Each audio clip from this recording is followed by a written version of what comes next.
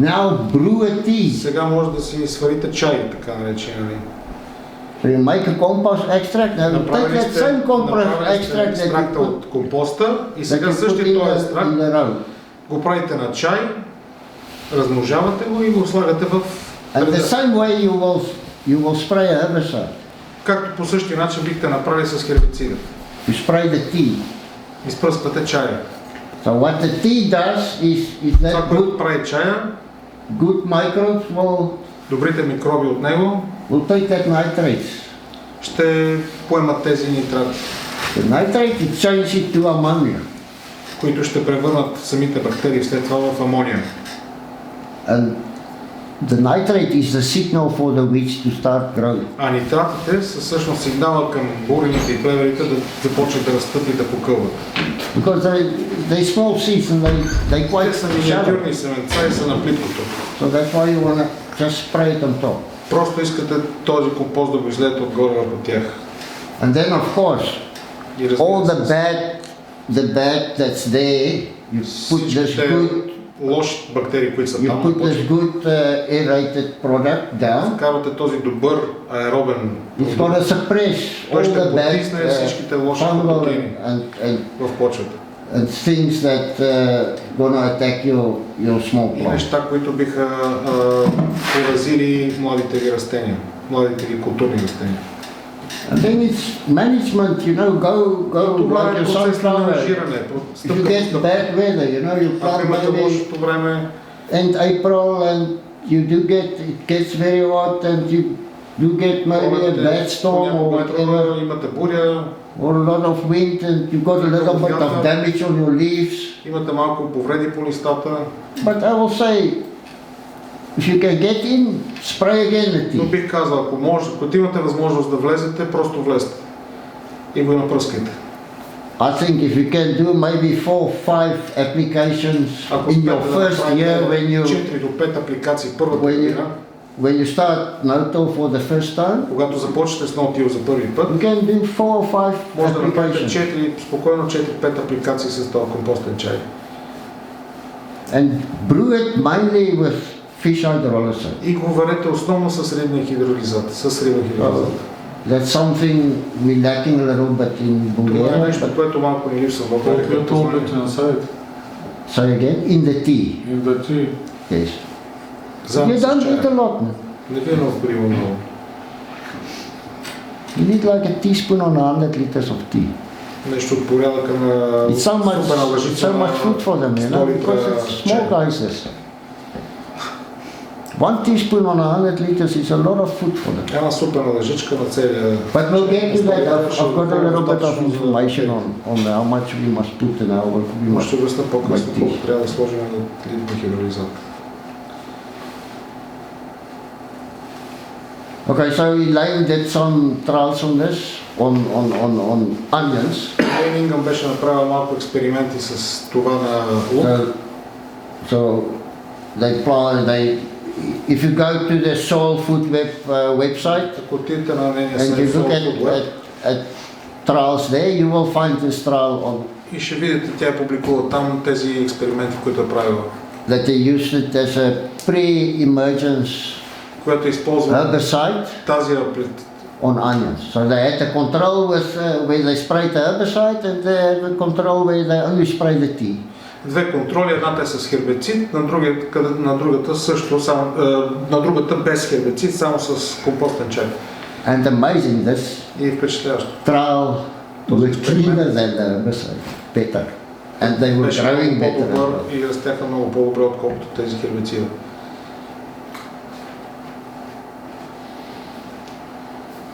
So it sounds a little bit complicated to make a fungal compost or да правиш гъбичен компост, but it's not. Но всъщност не е чак толкова. It's not that complicated. You don't need so much. Не ви е необходимо огромно количество. But you need to do it just on a recipe and do it the right way. Но трябва да спазвате рецептата и по правилния начин да се прилага.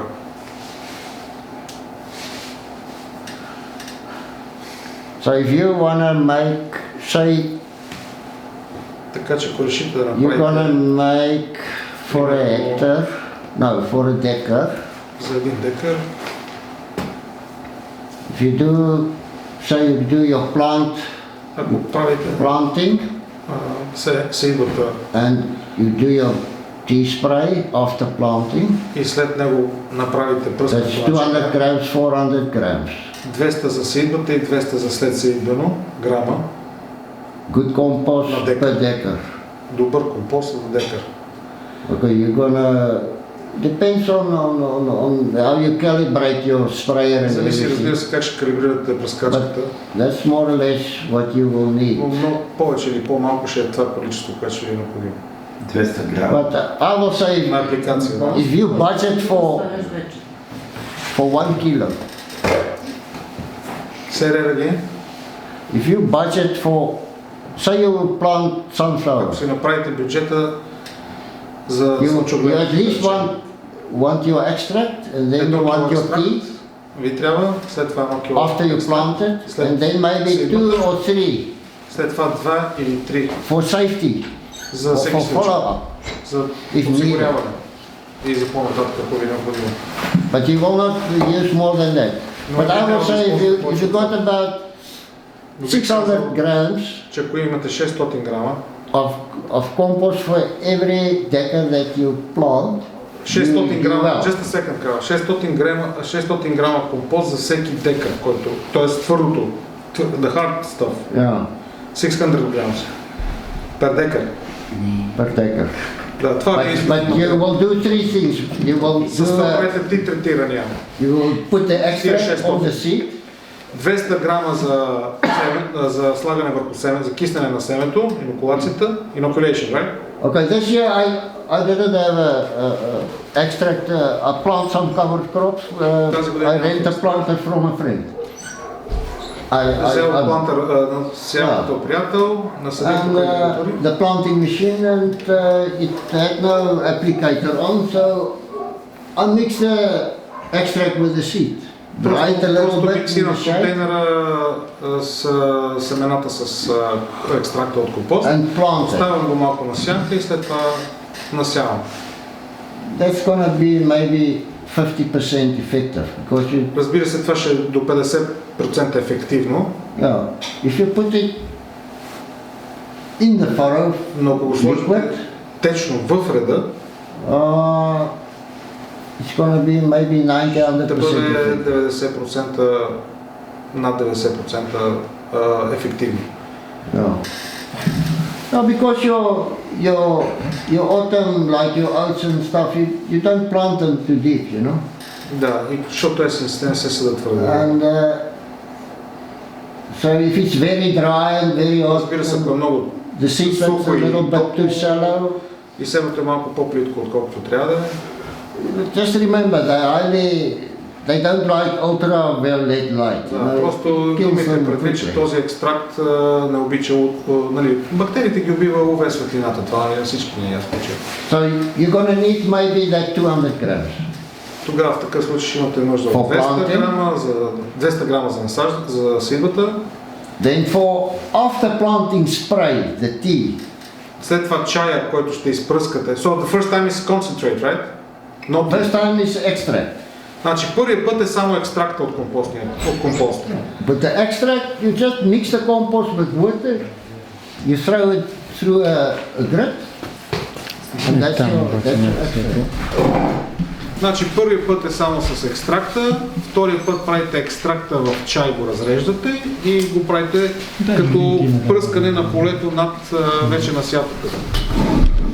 After the seeding, we have... After the seeding, Yes, тук на вода. if you got weed problems or disease problems or Ако things like имате that, проблеми с плевелите, с болестите и нещо от този сорт, you take now the same extract, you make the взимате same extract, същия екстракт, but now you brew it for 24 но hours. вече го варите за 24 часа с... And you put a little bit of food in there for the fungal especially. Като за да увеличите гъбичната среда, вкарвате и гъбична храна в процеса на това варене. Нали, той варене, нали, това не е температурно варене, нали, това са, нали, пуска се въздух. Да, там 700 литра на час, на колко беше. И то кипи всъщност, just a second to explain the brewing process. Yeah. Това е едни балончета, може да си направите серпентина на дъното на контейнера, може да се направят тия белите тръби за парно, които са да се разпробият, варианти много има. Въпросът е това да джурка там 24 часа, защото в кислородна среда се размножават кислородните бактерии. Да се аерира, да се аерира тази вода, да си бълбука там 24 часа, за да могат тия бактерии да се размножават с кислорода. Но той каза, трябва да има и храна към бактериите, защото what about melassa? You say fish hydrolysis, what about melassa? You can put melassa. Така че може да се прави, you can do both actually. You can put fish melassa, usually I will put a little bit of melassa, but there is in the fish hydrolysis. The fish hydrolysis is more important. Да, рибеният хидролизат може да се ползва само той, тъй като той поощрява гъбичната среда, гъбите да имате в компоста не само бактерии, но и гъби. И когато сложите и допълнително меласа, захарта, знаете, размножава много интензивно бактериите и по този начин ще може този процес на варене, както се нарича, то е бълбукането, да има храна за бактериите, за да се размножават, защото за да се размножат им трябва кислород и храна. Храната ни е меласата или рибник хидролизат, бактериите ги вземат от компоста и въздуха, който бълбукаме вътре, им дава кислорода необходим за да се размножат.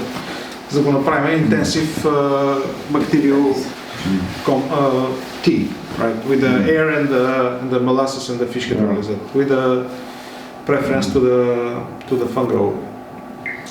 So the next one, so I will say if you can do this always, it will be good. Even if you got a good soil already. Дори да имате добра почва и добра среда, също би било полезно да го правите това, въпреки че вече почвата ви е добра. But if you got if you look at your soil and you've got a nice bacterial and you've got a lot of fungal and you've got a very healthy soil, you don't need to do the inoculation anymore.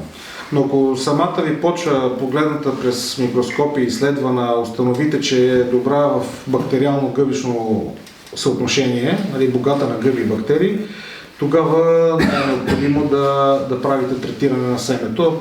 Просто минавате на втора и трета апликация, вече почвено повърхностно и But to have that compost out every year to make a little bit for yourself. Но за да правите този компост всяка година за себе си. So now you plant and maybe 3 weeks after planting your stuff is like here. You go in with a tea and you 2-3 седмици след като вече разсъжденията са ви покарали 23 см, that whole plant with all this by beneficial microbes. С тези полезни микроби от компостния чай. Yeah. So just like a preventative spray. Evening time. Превентивно. I will say if you can do it for every harvest that you plant, it will. Don't do it for a cover crop. If you want, you can. But evenings. But if you for your commercial, for your seed productions and for. Oh, he's asking about the timing. What time of the day? What time of the day? Evening or the daytime. Very hot or evening. Can I answer that, Carl? These microbes are not all. You've got soil-borne microbes and you've got microbes that live on the leaves. Имате почвени бактерии, такива, които живеят върху надземната част. И те също. And you want that beneficial ones there. И искаш само тези полезните бактерии да са в растението и около него. So not all of them will die. Не всички ще измрат. The beneficials that live on the plant itself. Тези, които са положителните и живеят върху растението. And so remember, a leaf is like an air conditioner. So if it lands there, it's not going to die. It's going to be cooled and it's. Толкова поваден там, защото той няма да умре от студа или от топлината, просто ще си остане там в латентно състояние.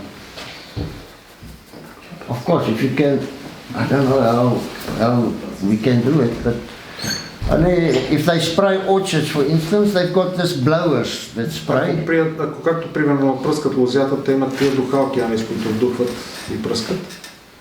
I had in South Africa a sprayer that I never used it because I never planted tomatoes. But they used it, they had like hydraulic fans on the sprayer. Вентилатора на пръскачката. And they will, you know, like blow. И те ще духат. And that spray will do like this. So you will wet the leaves on top and bottom. Пръските ще обхванат и от силата на налягането на въздуха, ще вдухат и отгоре и отдолу капките ще попадат върху листата. But I mean, I don't say do it. You know, we need to do a trial and build such a machine and to see how it works. But if you can get the microbes underneath the leaves as well. Ако успеете да подкарате с вашите пръскачки микроби да попаднат и под повърхността на листата, от долната му страна. What I will usually do is my sprayers. Но аз обикновено правя така с моите пръскачки. I will not, because usually they spray like this. They don't spray into each other. Те не пръскат не се засичат. Струите не се They засичат. spray like that, but in the row така, но в they реда. will spray a little bit off center. And this one don't spray into that one. Да, двете не се засичат, двете струи на пръскачката. Okay, so what I do is I move them a little bit like this. Аз ще ги закрива леко така в... So if the leaf is there, ако листото е it там, will eat the leaf a little bit and sometimes it will turn it over. самата струя ще под натиска на струята, листото ще се обърне малко на страна, като в театър се едно. That one, this one. Използва това като завихрене. Нали, за да използва силата на докалката на пръскачката, да завихри листото, за да го изпръска и отгоре и отдолу. Променя ъгъла на пръскачката, за да мога да раздвижи лист. So you want to move the leaf so it can go Yeah, just not eat the leaf flat, but a little bit on an angle. Да, под ъгъл на листото да пада струята. And it's got that lifting effect. Има ефекта на повдигане. Yeah, so that you can get some Така че да можеш да успееш да залепиш малко микроби и под листото. Причината, поради която сме при Карл, е, че освен спирането на обработките и намаляването и така нататък, следващата, а може би по-важната причина е намаляването на химичните торове и препарати, които реално увреждат почвата. В някои случаи не по-малко от обработването на почвата и е много важно да измислим начин как да може да изкараме същата реколта, че дори по-добра, но без химични препарати и торове. И един от най-лесните и ефтините варианти е използването на компост. Дали ще е домашен, ние да си го направим или някъде може да е купен. Но е важно да е качествен и важно е да се приложи правилно. И Карл е един от хората, които това май така най-задълбочил в тази тема и най-много може да ни сподели самия. Той има някой вида компост, нали, може след малко да ни покаже. И на микроскопа, дето сме взели няколкото почви, нали, ще ги погледнем и ще преценим, нали, той ще каже, тук има повече бактерии, тук има гъби, тук няма гъби. И вече оттам може да се направи някаква долу-горе. Нали, то пак е, ние взимаме почва от някакво място, пък полето като е 1000 декара, нали, не е гаранция на 100%. от двора. Да. Пък така мога да сравним, нали. И всеки като каже, тази почва от това землище последните 10 години не еди какво си се е случило, след това да сравним с другата, която еди какво си се е случило. И така да... И след това като вземем от компоста, нали.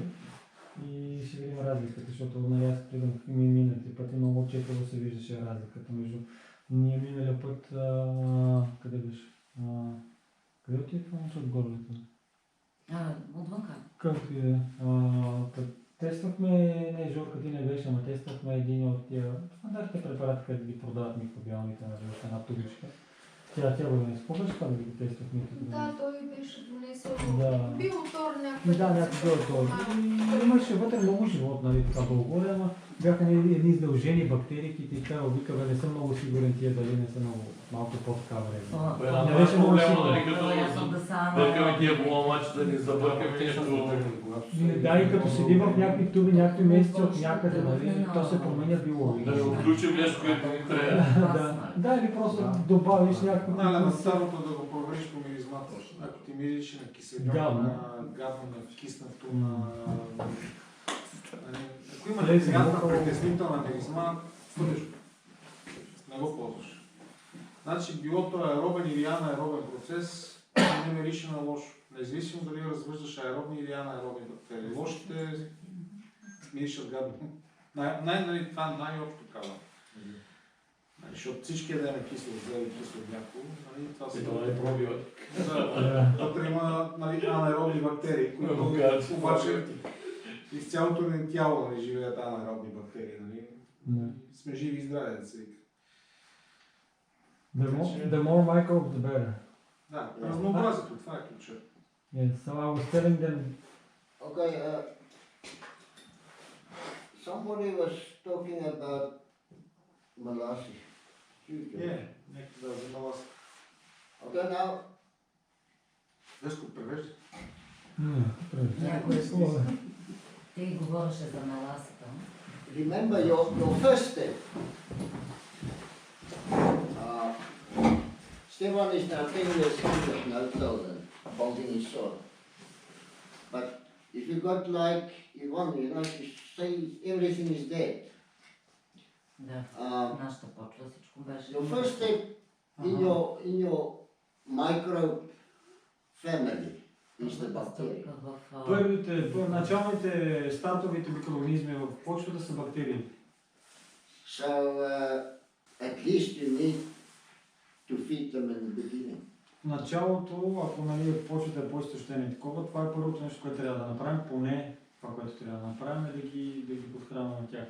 And this hard-ploughed, compacted soil, usually you will lack diversity of bacteria, especially the beneficial ones. И ако почвата е много преоплътнена, много обработки години наред и така нататък, тя ще има много малко разнообразие на микроорганизми, ще има бактерии, но те няма да са като разнообразие много и като количество на вероятно също може би не е много наброй. It's a good idea in the beginning to grow a cover crop. И в началото би било много добре, ако може да се покривни култури. Okay, why am I saying this? If you wanna get that bacteria going, you need food for them. Ако искаме да задвижиме бактериите и микроорганизмите като цяло, те имат нужда от храна. So it depends on availability and the scale of your operation. You can add compost, that's good food for them. По принцип, зависи от мащаба, може да добавяте компост, това е супер, това е храна за тях и е много добре. Зависи обаче в мащаба, какъв е мащаб и дали реално може да го реализирате чисто икономически. And I think that will be the best thing, like for vegetable farming and small-scale farming and orchards and like this.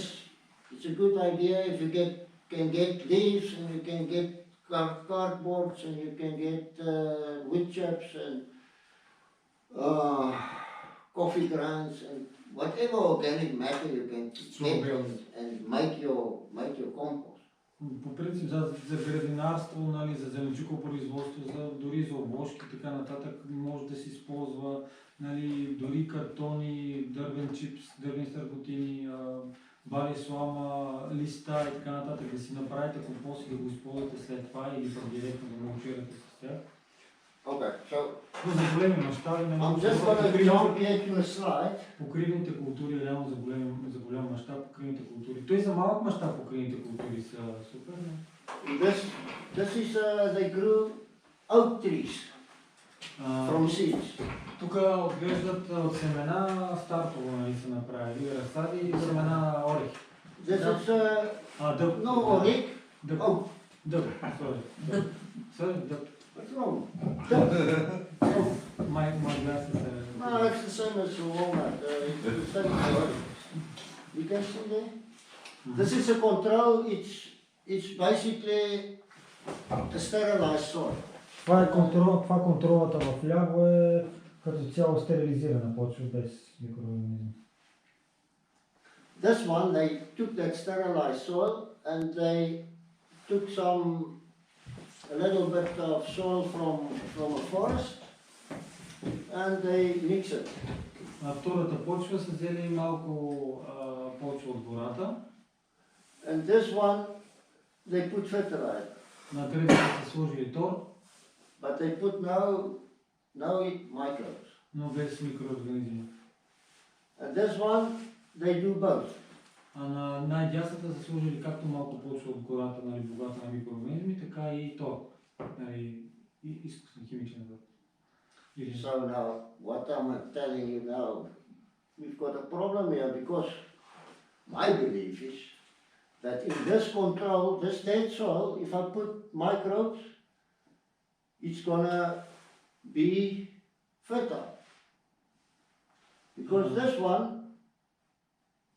you put the fertilizer and you put the microbes, and if you look at this, you can see that the one in the dead soil is the worst, and this one only microbes, a little bit better. Ред снимане отгоре, рано се вижда на малко по-добре, че най-лявата е по-слаба, нали, като растеж, втората е по-добра, третата е още по-добре, най-отдясно е най-добра. This one a little bit bigger than the microbe Третата е one. малко по-голямо от... на корен не се знае, нали, но поне горната надземна част е по-третото с азотен тор. But clearly, number 3 is sick. Но се See, some leaves are yellow and some points are dead. Вижда се, че има и... не е толкова здраво растението, има някои листа са леко пожълтели, има някакви точки. This fertilizer is like an NPK. So Да, азотен тор е така някакъв. and then, when they add the microbes, look now. А там дясно, нали, където има и микроорганизми, виждате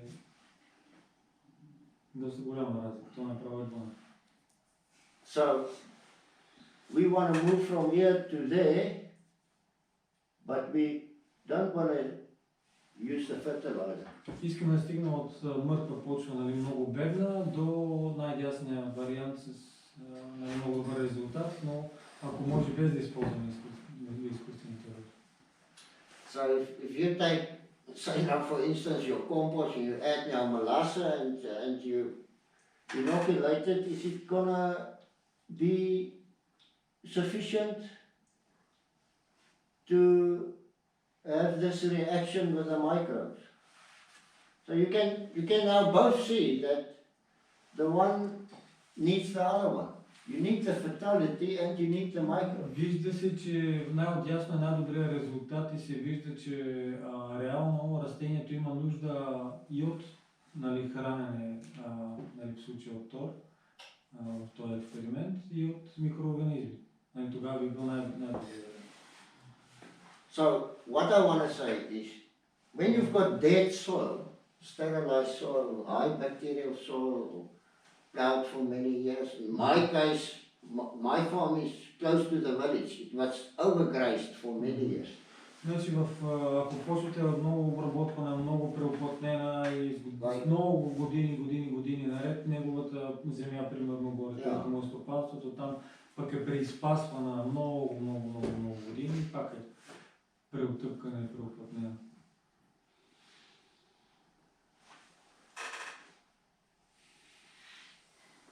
So if you in a large-scale farming operation, or you need to wean yourself.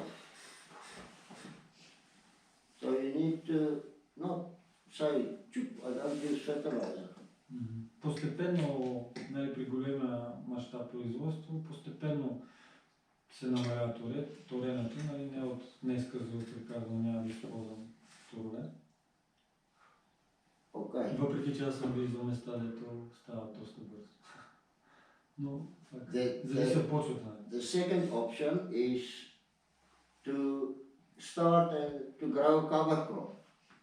Покривните култури общо взето са нали, втората опция, освен използването и добавянето на микроорганизми, покривните култури са. With a diverse species, so разнообразни покривни култури.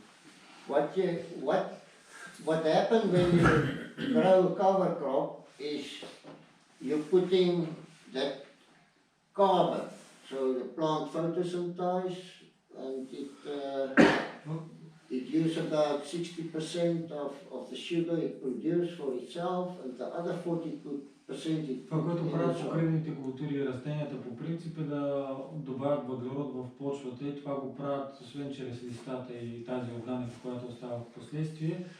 Те фотосинтезират и улавят въглерод от атмосферата и 60% от този въглерод реално го използват за техния растеж, но 40% отива в микроорганизмите в почвата за подхранването на тях самите микроорганизми. Стивен добро люцерна? Люцерна? Някой гледа? Аз съм гледал много вече. In the past, he was, but Аз гледам лице. What feeds you buy, you plant for your dairy, for your animals? Каква храна отглеждаш за животните? Тритикали и такова. Тритикали. Triticale, Грах и царец. triticale, peas and corn. Triticale. So what will your average yield be, you know? Долу-горе, добре и така. It's very poor. For corn, maybe Царевица, колко долу-горе? Ние всичко правим на селаш. three hundred. Silage. He silage. He make it silage. He's making Okay, silage. how many silage? Два тона. How many 2 tons? tons per acre. How much? 2. 2 tons. 2 tons on a hectare. So it's 20 tons on a hectare. Yes. Okay, let's work out something quickly, yeah? Иска да сметна нещо. Is that only one harvest in a season? Да, yes. Само на един път ги Да. вземаш, да, не го вземаш по два.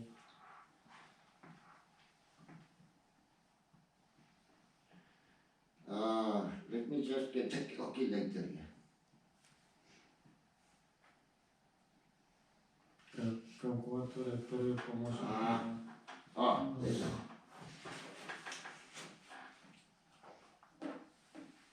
Okay, what I want to work out is just to give you an idea. What we say is the plant produces 100% photosynthesize, but from that you get 2 tons, which are more or less 60% of what the plant produces, and the other 40% is От тия 2 тона, които той взима в надземната част, returned to the soil. реално има още 40%, т.е. още So if I take 2,000 kilograms, that's 2 tons. 2 тона, ако са 60%. Около 800 кг. Да, около 100 кг има още допълнително, които отиват в почвата. Divided by 60, and I times it by 40. So it's 1.3 tons more or less. Това е надземната част. Това Останалото е... остава под земята. Да. 1,3. 2 тона отгоре и 1,3 отдолу. Does it make sense to you, Аз George? но въглехидратите, които са 2 tons влезли в about, почвата. if you Two carbon, tons silage, the carbon 2 tons silage, yeah, if you remove it, Не, what stays behind is от 100% In the soil? въглехидратите са it's 1.3 tons carbon. Sugar. yeah, you can say that You roughly. can say roughly, but okay, the Because you plant, have available- microbes, you will lose some of it. Actually, it might be more because a lot of the carbon stays in the bodies of the bacteria. Bacteria. Yeah, so you have carbon in the soil exudates, you have carbon in the bodies of bacteria, and you have carbon in the remaining roots. Yes. So you have 3 sources of carbon staying in the soil. Може да кажем, че дори може дори да е повече от 40%, защото по време на растежа на растенията, докато фотосинтезират и докато отделят захари през корените, тия микроорганизми, те реално постоянно тия месеци ги консумират и те се намножават и може би цялостното количество е повече. Да. Okay, this is basically now, I'm talking John Kent's idea. So to get this thing rolling, to get it going, is what they do is first they do a geology analysis of the soil. So they look what is in the soil. Chemistry wise. Yeah, and 99% of the soil in America got all the nutrients for 1,000 years. Това, което те правят, и той каза Джон Кемп, който е може би най-добрият агроном в света, и това, което нали, по принцип стартово какво правят в някакво стопанство, нали, като отидат, нали, първо правят стандартен химичен геологичен анализ на почвата, който нали, показва реално, че реално по принцип има 99% от всички полета нали, в щатите, но най-вероятно и в България, има всички елементи, които са нужни на растението. So, to unlock it, you need the microbes. Но за да ги отключим и задействаме и активираме, ни трябват микроорганизми. And if you put the microbes and there's nothing for them, you put the microbes but there's no food for them because this is basically a dead soil. Да, във втората кашпа, нали, се There's no микроорганизми, обаче, carbon in there, да, обаче пък няма храна, няма no food for them. и пак не е резултата, кой знае какъв. So if you plant a cover crop, it's going to look like this. И ако засеем покривни култури в началото, те ще Is изглеждат it така. not? Да, That's basically what happened. Number two, yeah. Нали, при покривните култури нали, в началото, първата година, може покривните култури да изглеждат така. Въпреки, че има доста остатъчен азот и много често ряпите виждате още от първата година, някой засея ряпа и тя става брутална. Всичко е пак си. Okay, but our soils, we haven't got like zero fertility in this control. Да, но нашите почви не са толкова. There will be something to get that. Ще има някаква органична материя, колкото и да са неплодородни и преоплътнени. To get that microbes in there. За да могат да, нали, да се поразмножат и да нахранят микроорганизмите. So what I want to say about that 1.3 ton now carbon that you put in, Пак. to replace it with like compost, how many is that? That's a lot of compost. Да, просто иска да кажа, че за голям мащаб, нали, сега сметнато по този начин, ако е 1,3 тона на декар, нали, ако трябва това да го внасяш с компост. So, if you can grow a cover crop, it's going to cost you how many deckers? How many there are? 5 to 10 лева. For say a 4-family cover crop, it's 5 to 10 лева. no, for the seed. Yes, 5 to 10 No, лева. it's not going to be 5 to 10 euro. 5 to 10 лева, максимум. You think so? Yes. Е, Not all. На себе. Целият микс покривни култури е между 5 и 10 лева на декар. You know, Може, ако има по-редки култури, не могат да бъде такива пари изобщо. Да даваме проблема.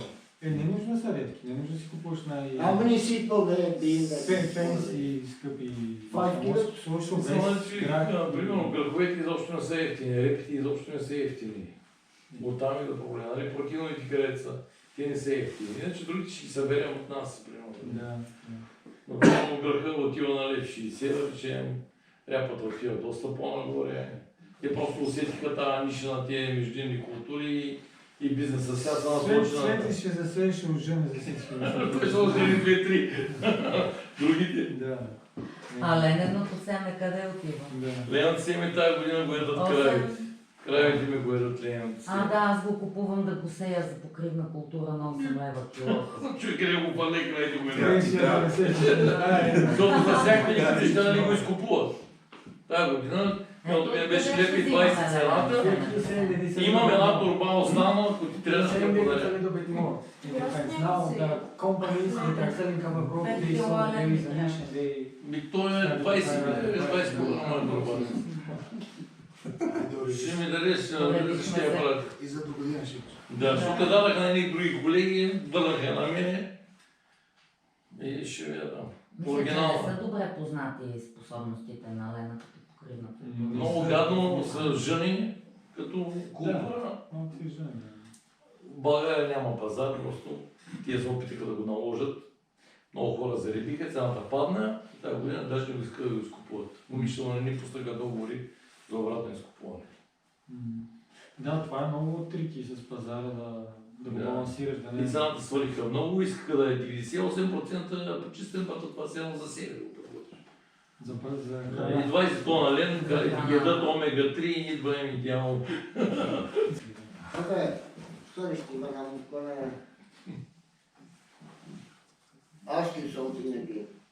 Извинявай, ма пак ще те питам нещо. You've got to tell us a little bit about how you feed your cows. Какво храни животни? Do they graze any or do they Пасат или... zero grazing or you do grass fed or Обор He feed them in the... Затворени са. Затворен. He feeds them inside. He doesn't let they them out. don't go out? No, Не, вече не. not anymore. Излага всичко. They plow everything. No, not you. Other people. Да. Yes. Кравите в пасища. Do you produce most of your food yourself or do you buy in a lot? Не купуваме. Изработваме си това. Храната ни си я правим. He makes Makes it. the feed, the forage here. Силажи и зърно. Grain and silage. И купуваме само шротове. Protein. Соев шрот. He buys just soy protein. Soybean. Soy. Okay, you're done. Now you handle it. Торта. На полето ти. Door. He sprays it with Имаме цистерна Take it такова. back. he has tank. Mm. And Slurry the liquid. Slurry tank. With the liquid he... If you wanna go 300 days of grazing, Ако искаме да имаме паша 300 дни в годината, so Това е целта. не.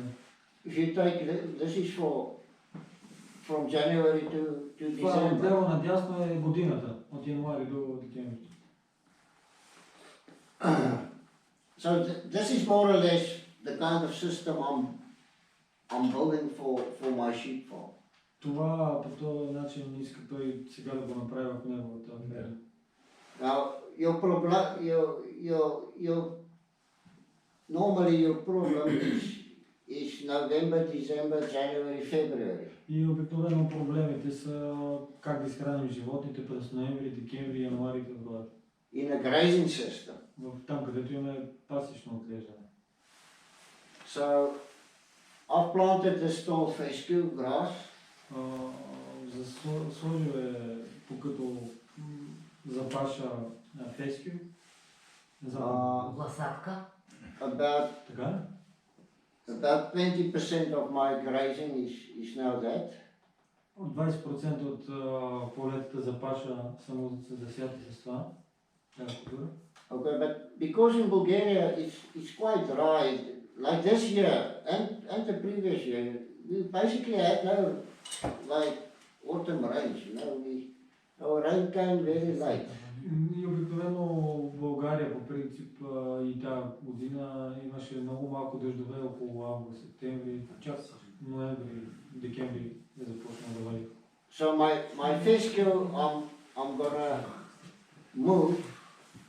I'm not gonna use it anyway. So that one I'm not gonna use it. Той ще махне тая линия, която е бялата, което му е тази посадката. So I want to leave it this year to make seed and to, ще остави да си пусне сега. just to get well established and then I will use it in winter. И след това ще използва Ще използва през зимата. Okay, now the thing of fescue is it doesn't lose its protein content and it stays palatable. Тази трева не си губи хранителната стойност и остава си дълго време лесна за храносмилане от животните. So even under the snow, not too deep snow, but even the frost, it will be like still very nutritious. И дори да има сняг, ако не е някакъв много дълбок сняг, тя пак, дори да замръзва, тя пак ще си е така доста хранителна и добра за паша за животните. So now, because I'm not going to use that, it's not so much, it's 100 acres, I think, yeah. 100 acres.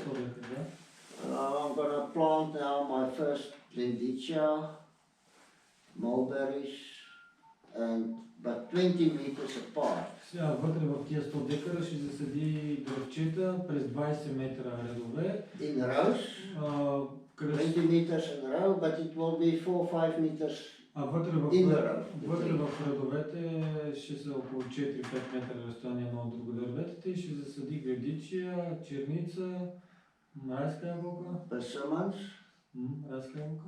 but I haven't got willow at this stage. But И I was thinking about върба, евентуално, но още не е намерил откъде. I want to plant the willows actually because the willows and the mulberries are very fast to give you shade. Иска да засее върба и черница, защото са доста бързи и бързо ще подсигурят сянка за живота. So this 20 meters I worked out, you know, I will protect the trees when I start to graze with electrical wire. So I make it a bit wide so that I can put my 120 sheep, or they will be more by that time, but so that the area is not too small.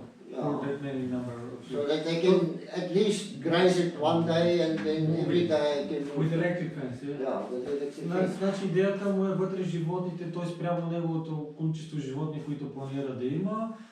Тия разстояние от 20 метра е преценил, че е достатъчно голямо, да не им е твърде малко, да не е твърде голямо. И вътре ще ги загражда с електропастири животните и примерно единия ден ще са на единия ред, нали, след 1-2-3 дена ще ги мести или 5 дена на следващия ред. Okay, so I've got a sheep tractor, you know, sheep shed that I Има подвижен, с трактора мести една подвижна такава, подвижен навес, той е като шейна и е с ламарини, нали, отгоре за да могат да се крият животните и да спят нощта. So at this stage, once the trees is there, I will in summertime not need the tractor anymore. I'll need the water car. И когато дърветите му се порастат и така нататък, вече този навес дори и той му отпада, само ще трябва вода да износи. So the water car is actually the only thing that, but I hope this year to put some, because there's no electricity, to put a little solar pump station and put just the whole farm. I want to put hydrants for water points, you know, I can give water to the sheep. From the dam. From the dam.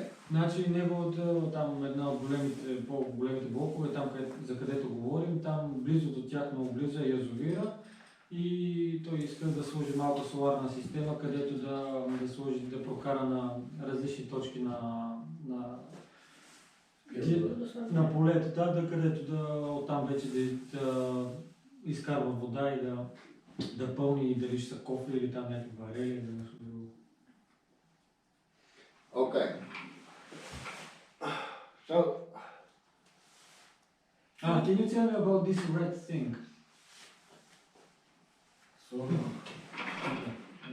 what are they doing? Doesn't matter. Само за какви животни става въпрос? За дребеното ви такова. Sorghum, What's that red thing?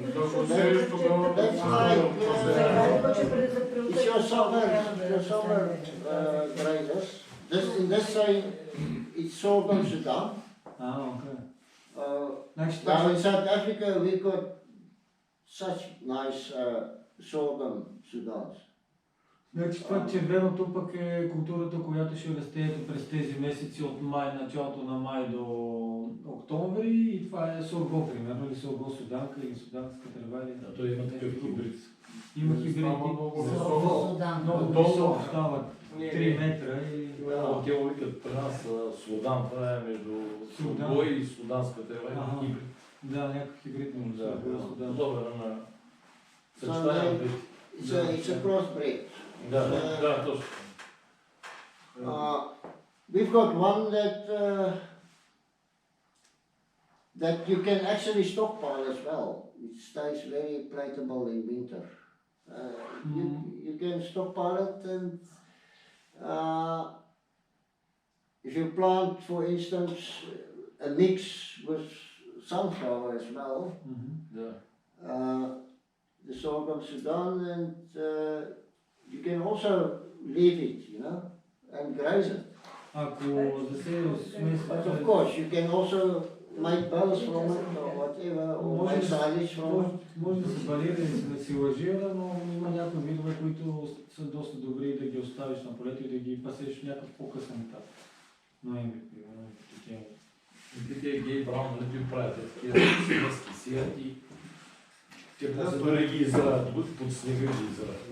Той не ги преди да прави той ги след там, вика, която умре, значи не е трябвало да живее. Позначи, нали, засажат тия рада да му да ядат треничи, които сняг ще умрат. Ама и бали им хвърля време? Не, изобщо не бъдат ти. Началото май беше... Началото да Нямат казва, че нямат никакви машини.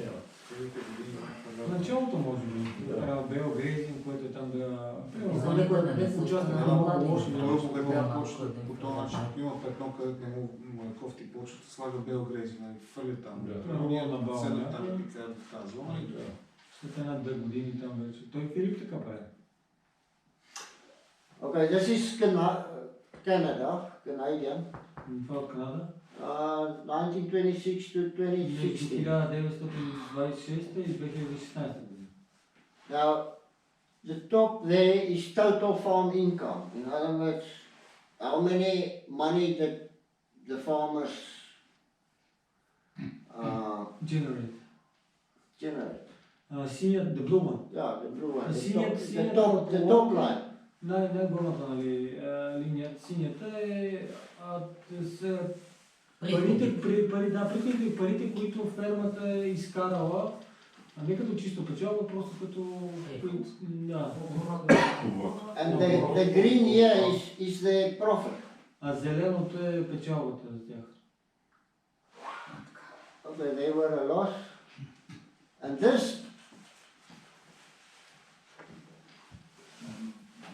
is what they pay for diesel, tractors, labor. This is their cost. Да си в играта. Да си играта. So this is what. This is the. Цялото синьо нещо е реално са разходи. So this is what the guy that sell you the seed, the guy that sell you the fertilizer, that nice big tractor with all the fancy stuff in it. Реално страшно много са се дигнали разходите за семена, за препарати, турове, трактори и много други неща. Взето зелената крива е какво остава при фермера.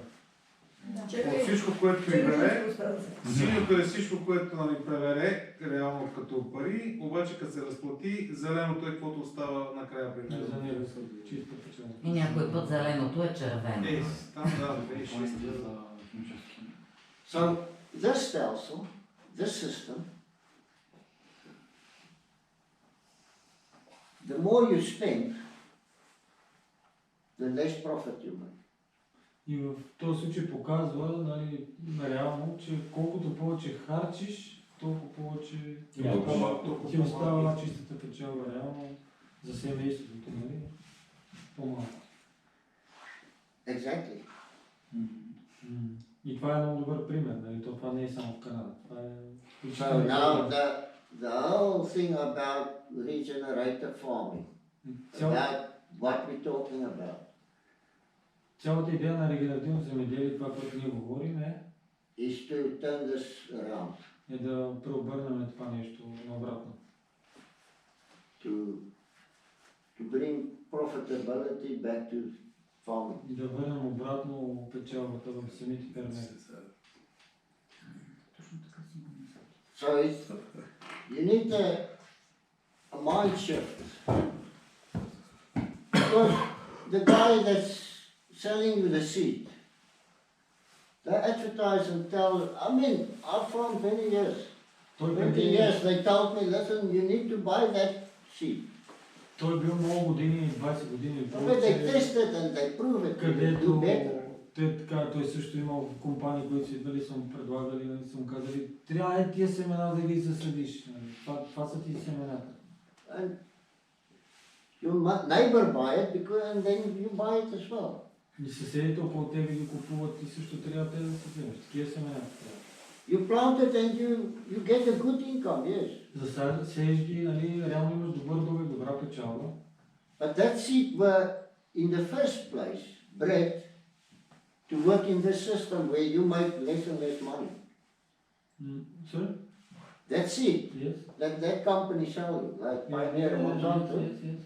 they breed it with NPK and herbicides and Начинът по който Roundup. те самите ги отглеждат тия семена за производство, които след това ги продават, те ги отглеждат, нали, с много турбени препарати и така нататък. Дават и семената, дават и турта.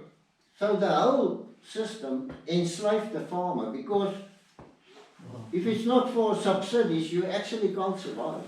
И в много от случаите, ако не са субсидиите, е доста трудно да оцелееш, може би невъзможно. И цялата, нали, този метод с предлагането от търговските фирми неща, реално... So how do we turn it around, and that is И как да направим така, че да обърнем нещата наобратно? every farmer, you know, got a different. $1 million question. This is one way, you know. Това е един от начините. Примерно за животновъдство. Even I don't say you must take your, you must get a portable milking shed and take your animals out to the field and go milk them. But if I look like this, once that's, you've got this in production system, it's so low cost system. Този метод, който, нали, го обяснява по принцип с пашата и с особено и дървета, ако се вкарат и така нататък, и да направиш така, че да имаш различни видове култури и храна през цялата година, просто много по-ефтино, много по-ефтино. So, and in the end, it's about human health as well. И също много важно е крайна сметка и здравето на хората. You know, this is Guy Brown. Това е на Гей Браун. Ляво е неговото место, нали, от телешко. So they started they want to do regenerative farming now, like organic farming, you know, to build a market for the product. So they start testing the from his Angus cows, and they test the omega-3 in this, which is a very good oil that you will find in solemn fish. Искали са някакви хора, нали, компании или нещо такова да направят пазар, нали, и да започнат хората да предлагат, нали, органична биологична храна и са направили тестове, нали, са сравнили с на Гей Браун месото и, нали, 3% омега-3 масни киселини, които, нали, по принцип се намират в сьомгата. And in 90%, 48 out of 56 cases, his beef were better than the fish. И в... More nutritious. 48 от 56 теста, нали така, в неговото телешко месо, което е пасищно отглеждано с един от най-добрите методи, ако не най-добрия в света, неговото месо е имало повече омега-3 масни киселини, отколкото сьомгата дълго.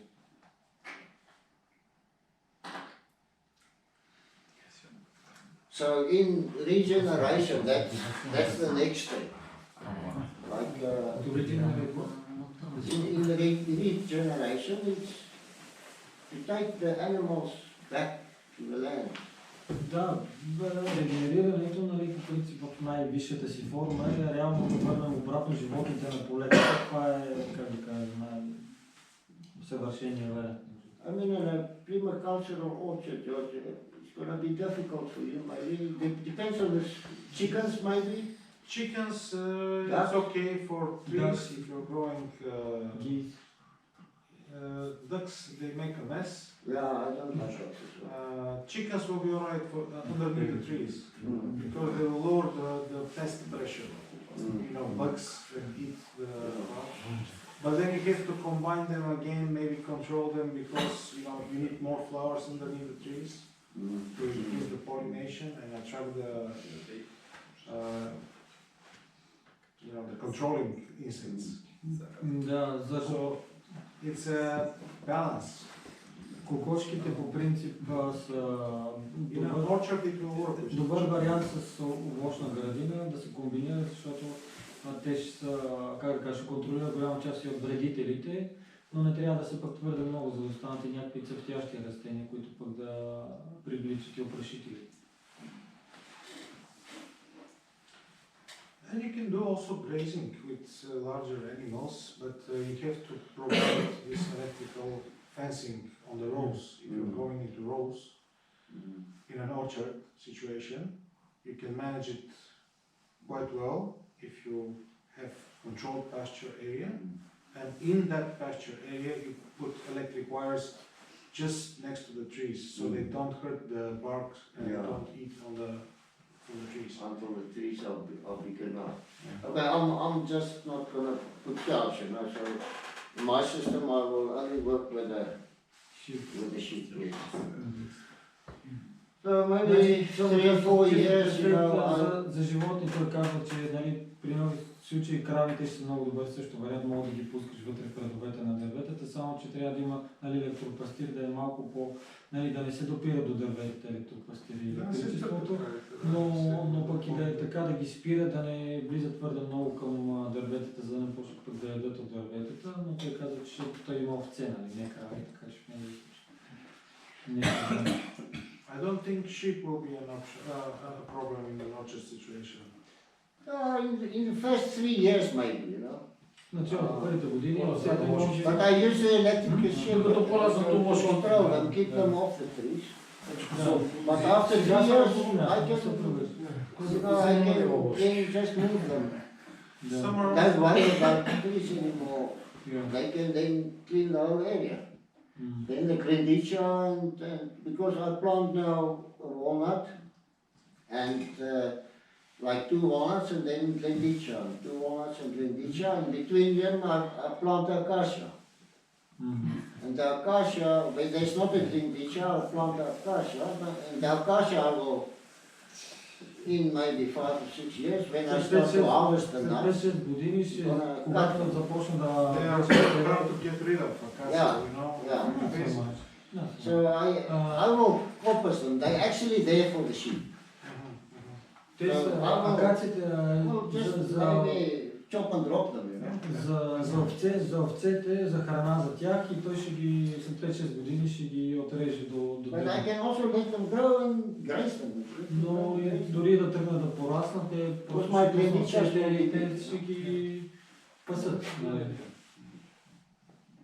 Now the only reason I plant them is just to get that roots in this heavy clay soil, you know. Просто почвата му си е тъпкана, преопътнена с малко органична материя, му трябват корени на дървета, които да помогнат да се So if I kill them like after 5 or 7 years or remove them or whatever, at least then I regenerate the soil. След 5-7 години, да, просто ще... We know they nitrogen fixer, so and the walnuts will love it, you know. И орехите, които той е засял, те ще много ще радват. They will love that nitrogen. Ще кефат на... I think it depends what you want to balance to. If you want to balance towards the sheep, then it's not your best option. If you want to balance towards the trees, maybe it is the best option. You know, because in a grazing situation, it's better if you, I think, for the sheep, just to graze the land and just sow cover crops and feed them on that. But I think walnuts is maybe a good thing for the future. I don't know. As the market seems to be okay. Да, то засажда такива пекани орехи, които са не по-различни, по-продълговати. И ще балансира, т.е. то отглежда няколко неща, освен овце, дървета, нали, може би още някакви други неща ще отглеждат. Опита се да го направи по някакъв начин, в който да дългосрочно да е почти с много малко разходи и да не отглежда само една култура, ами няколко неща и да ги смесва. Не бяха ли Чандвар? Предния път той така ме каза. What's you have Pekka or Chandler? I've got Chandler and Red Livermore. Chandler и червен. Съм запомнила. Направя това, което аз го правя, работи много добре. Веднъж си с един килогизат, да влезе в ферма, когато ти трябва азот, използваш водорасли с меласа и мултисер.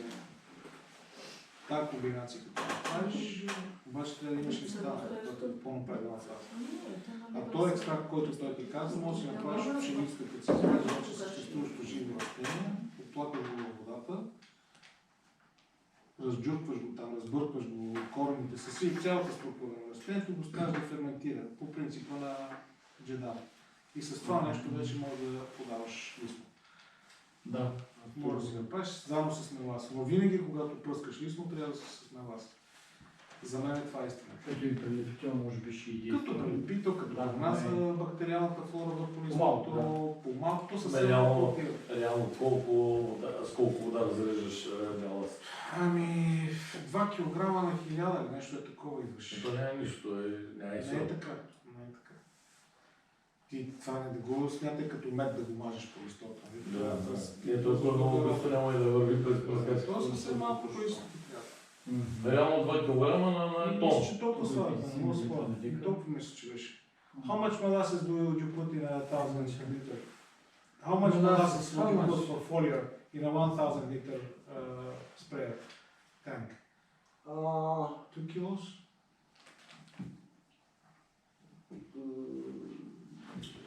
How many hectares you gonna spread that out? На колко на 100 декара ще ти е 1000 литра. Now 40? Зависи. 30, 40? It depends on what he's spraying. But let's say he wants to add molasses into the other stuff that he's spraying anyway. Yeah. How much molasses should he колко да put? влезе в декара? I will put at least 2%. Да, So it's 20 liters. Поне 2%. At least. 20 liters. For 1000 liters. At least 2%. But he can go higher. He can go higher. He can go up to 2 на 5%. 100 точно така, 2 на 100. 2 на 100, не на 1000. Пълногорянето става. Да, 2 на 100. Може би Две на 100. 5% да кажем. 2 на 100. 2 на 100 при положение, че колко пръска с колко? С 20 литра, с колко пръска? Вече да е концентрацията на нека. Зависи какво пръскаш, 10 литра. Защото пръска с по-малко. Супрямо като пръска с 5, нали? Ще е много What about herbicides and other stuff? Колко литра? Работя на 100, трябва да падне на декар. Кое е 2 на 100? I will rather put ammonium sulfate. Какво за хербицид? This is for herbicide? Herbicide, pesticide. За хербицид, пестициди, Ammonium sulfate. And you need a pH meter. pH. Because my water is very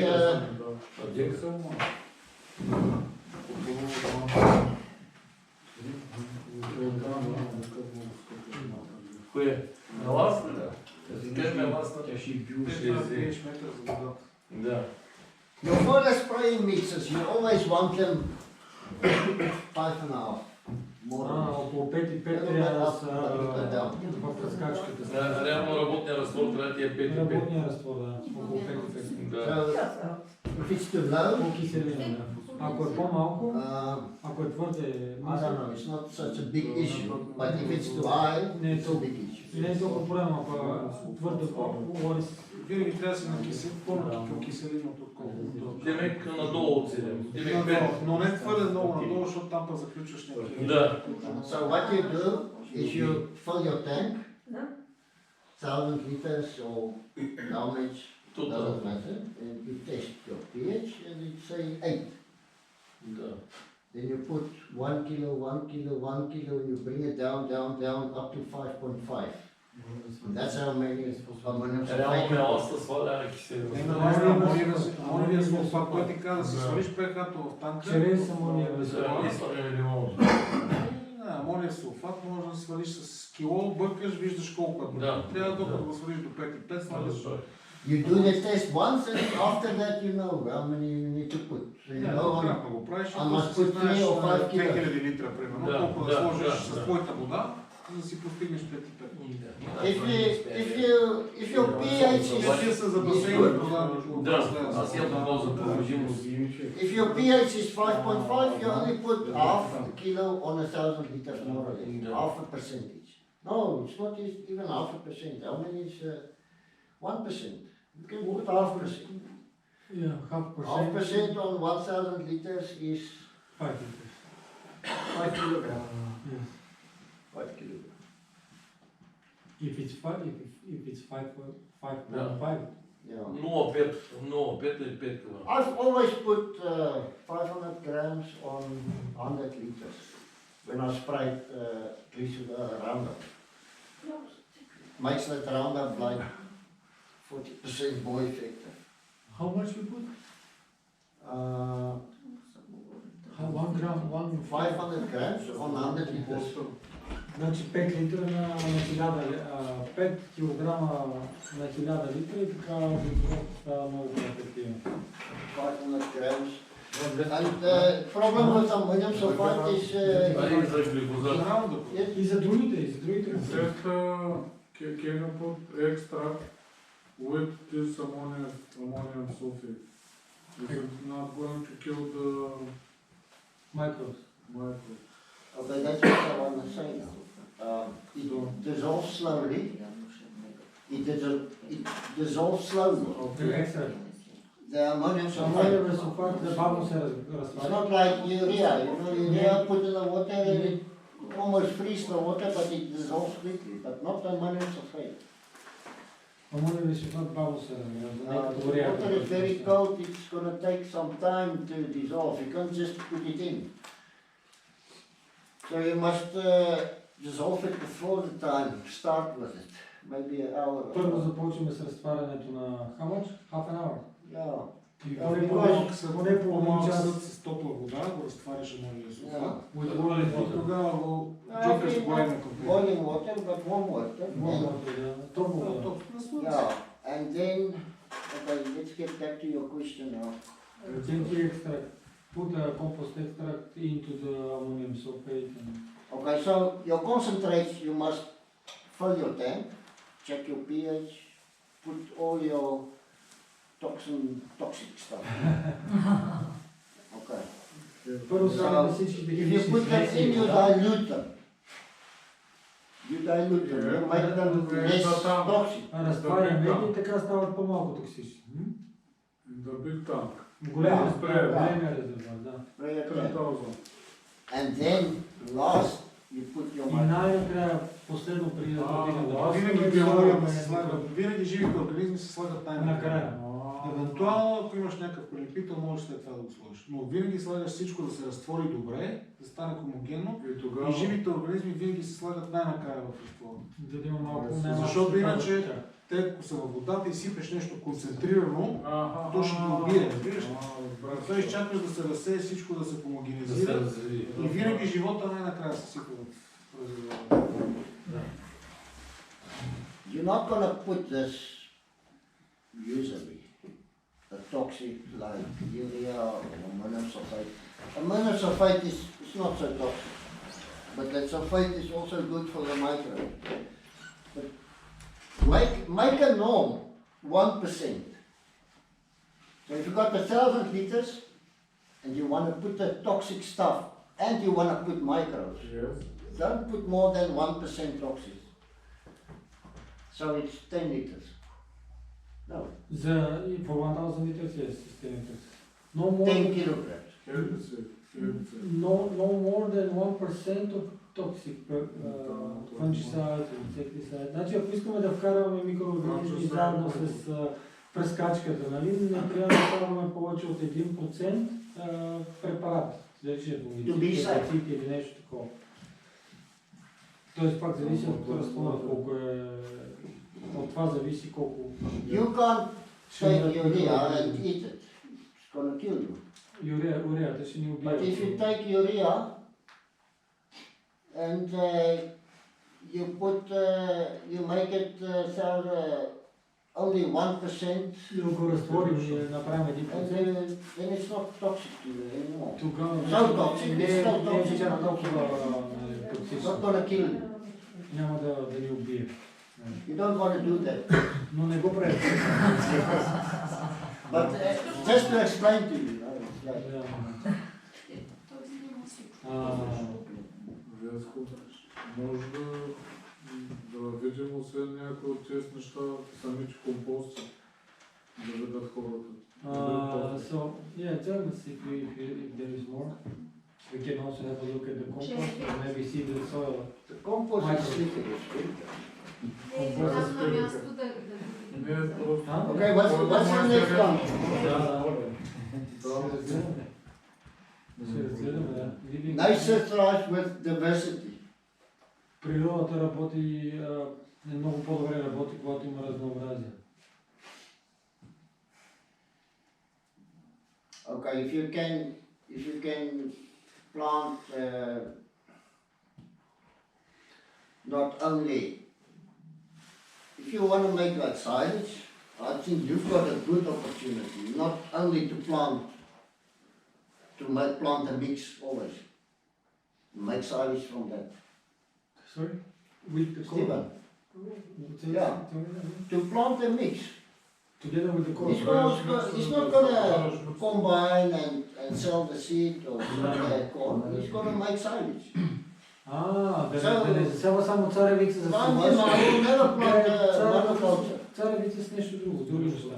Yeah, I will plant something Тоест това ще little bit sort of, I don't know if the planter just can do it, you know. Дали сялката мога да направи? Seeds. But at least you can do sunflower with your corn. Но поне малко слънчоглед приема мога да сложиш, ако сялката позволява. And then what else can you put? Какво друго? If your planter can do it, or maybe one row you can put sorghum. И не може на един редовете, примерно, сорго. There are sorghums that gives wonderful, make wonderful silage, you know, that's sweet ones, high sugar content ones. С много високо съдържание на захар. Само ден you can cut them and then they become...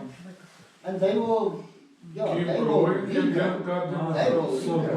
They will cover the soil until you plant your winter. След силажирането, соргото тръгва пак да расте. The frost is gonna kill them and you can just go October, November and plant your winter crop. Да, те ще измръзнат и може директно просто да не се притесняваме, директно да отиваме да се... That's a solution for him, making the silage. Въпросът той понеже слушай, няма такова време, ние да речем, като си лъжираме август месец, примерно. Той тогава фаща сушата, евентуално да го засега, трябва да стане септември месец. Но той септември вече след царевицата да речем идва. Да засееш заедно с царевицата по време на ситбата с царевицата, да сложиш и сорго. Искаш да кажеш, че соргото ще продължи да си расте след като мине южа? Той има такива, от соргото има такива хибриди, където растат по няколко пъти в година. Няколко пъти, косиш го пак расте, косиш го и пак. И ще има зелена култура. Чудесен фураж. Да, и така ти става зелена покривка и живи корени след като прибереш силажа. Но не трябва да е голямо количество, може би. Да.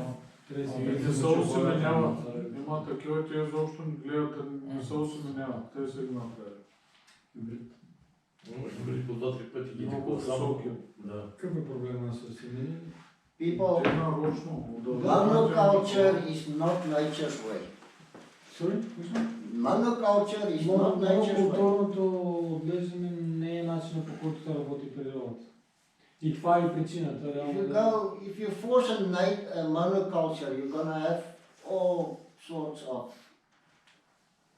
problems. Ако се е монокултура, възможно да има всякакви проблеми. И болести, и вредители.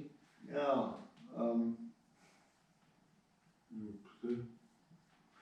Okay, living plant root networks as long as possible throughout the year. I mean that Speaks for itself.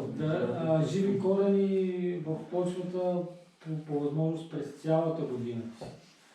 А не да имаме след прибиране на реколтата, примерно 5 месеца, в които няма нищо, което да расте. И да храним микроорганизми. Why? Why are we saying that? Защо? Because they're feeding the microbes. Защото те хранят микроорганизми. Living roots are feeding the microbes. Растенията и живите корени хранят микроорганизми. If there's nothing, they starve. They go and rest and they don't work. Ако няма растения живи, те просто умират от глад. Okay, the more diverse of animals and insects. So you want butterflies, you want... Колкото може повече насекоми, нали? Не само животни, но и насекоми, пеперуди, паяци, микроорганизми. Let's think about animals, you know. What I've seen at my place is birds, you know, even little birds, even... Дори малките птички, I fenced the place so the hunters is not coming out there. I saw one of these golden fisans the other day and I haven't seen one in Bulgaria yet. And I saw the first one here. За първи път е видял златен фазан и го е видял тази година. Where it comes from, I don't know. Откъде е дошъл, не знае, но той е сложил ограда около неговия блок. They recycle. Те преработват и рециклират и като кръговата икономика, нали? Взимат някакви неща, ядат и го преработват и And they... Да, recycle. Like the chickens, they transfer, you know, like the animals, they spread and transfer microbes. Те разпространират и разнасят и разпръскват микроорганизми. And of course the dung, the tore of all animals and all insects die, it's also part of the recycling. И самата им оборска тора, нали, която те преработват и отделят, точно част, нали, от този цикъл. People, another thing I want to tell you. Още едно нещо, което искам да ви кажа. And I think you're gonna get money to do it in future, more money and. И в бъдеще от това ще изкарате повече пари. The most important mineral. Най-важният минерал. What is the most important mineral? Карл? The most important mineral is that we've got. Кой е най-важният минерал, който имаме? Калци. Калциум. Калциум. Вода. Which one? Water. Water? Water. Водата. Да. So, the moment you go and live this soil life, you increase the water holding capacity of your soil. Колкото повече микроорганизми имаме, в почвата тя толкова повече ще задържа и оползотворява правилно вода, която имаме. This soil, I can already see, you know, yes, some life in the soil. Виждам вече от сега, че има някакъв живот. If you take this soil and say it's dry, но ако кажем, че почва, да кажем, че почвата е суха, or whatever, but if it's dry like and you press it and it's start to make like a dusty. И става, разпрашава се, когато търкаме. There's still 50% moisture in there. Въпреки това, на нас може да не струва суха, но в нея има поне 50% вода. You can go and take that soil, scale it, put it in the oven 80 degrees or 90 degrees for half an hour and scale it again. Може да и тогава, нали, ако направим проба, отидем в фурната да я сложим примерно за половин час на 80 градуса и след това отидем пак да я премерим на... And if you've got a living soil, except for you store more water, you also, the microbes make it, especially the fungal, they make it plant available. И другото нещо е, че когато има микроорганизми, особено гъбите, за които говориме, те тая влага точно на микроскопичната, която е много трудно за корените. Plant roots can't get that water, but microbes can. Но микроорганизмите са на много микрониво, древни, те могат да усвоят точно тази влага. It can just give you that next 10 days, 2 weeks. Може да не удължи понякога решаващо. To fill your corn scope. 10-20 дни или решаващи, примерно, или за полугощите, или за нещо друго, царевица, така нататък съм чугар. Okay. Whose sample is this? На кой етап почва? Моята. Не, нашата. First. From the garden. Кажи ни историята на това. Общо взето е доста отпочинала. Start working there, huh? 2 години е съдена, в момента е монтирана с слама. It's now много години на обработване изобщо това. Да. Many years. Повече от 10 години. More than 10 years, nothing was growing, nobody was working there, so there was grasses and everything there. And now it's mulched with the straw. Се слама сега се научила. And it's a lunch place one. Глинеста. Също глинеста.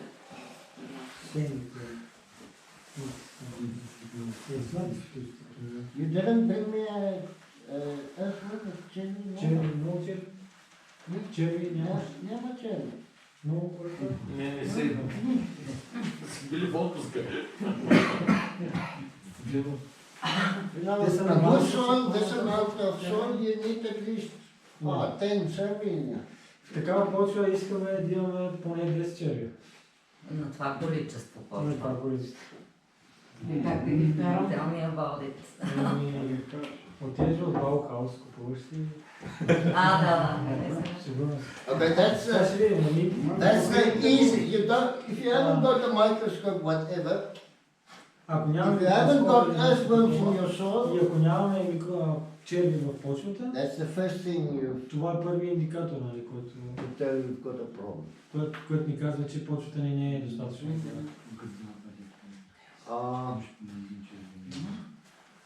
They say about at least 16, 15, 16 in one spade of soil. Поне в добра почва трябва да имаме поне 15-16. I think that's very high level. No, it's not. No. You can go 50 under. In good soil. One shower. Yes. But not now in winter, I'm talking in spring. Пролетно време се гледат тия неща. Точно когато започва да заработва почвата, април месец, когато минат вече студове. Тогава ли ги гледахме? Да. In the spring there are. Вечерта отиваме да затваряме кокошките и само гледаш те са тези черни. Do account of your earthworms, people. You'll be surprised to see how many you've got. Може да си ги преброите и може да се очуете колко много всъщност черви може да има в една хубава почва. 2 years ago I didn't have any, now I have 3 worms per shower. 3. Преди 2 години нямаше. Something is changing there, something is coming, something is changing. Next year you're gonna have 10, and then 20, and then 30. This, mulch, all But these you need to things test on the it. list. Look at your lands. I mean, in spring, after you plant it, maybe 2 weeks, and your stuff start to grow. Go one day and take a few showers on your farm. Check. Макдоналдс до Карл.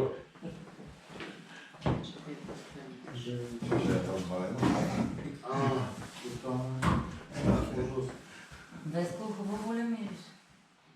Аз нищо не се COVID. Не, от 9 мириша в друго почва. Неговите 2, от 3, 2 миришиха, едната не мириш. Okay. Who wants to be the Стига до субстанции го приемаш. How much you said? Okay, she's only one sample. What is this? Let me see. It's not what's the last one?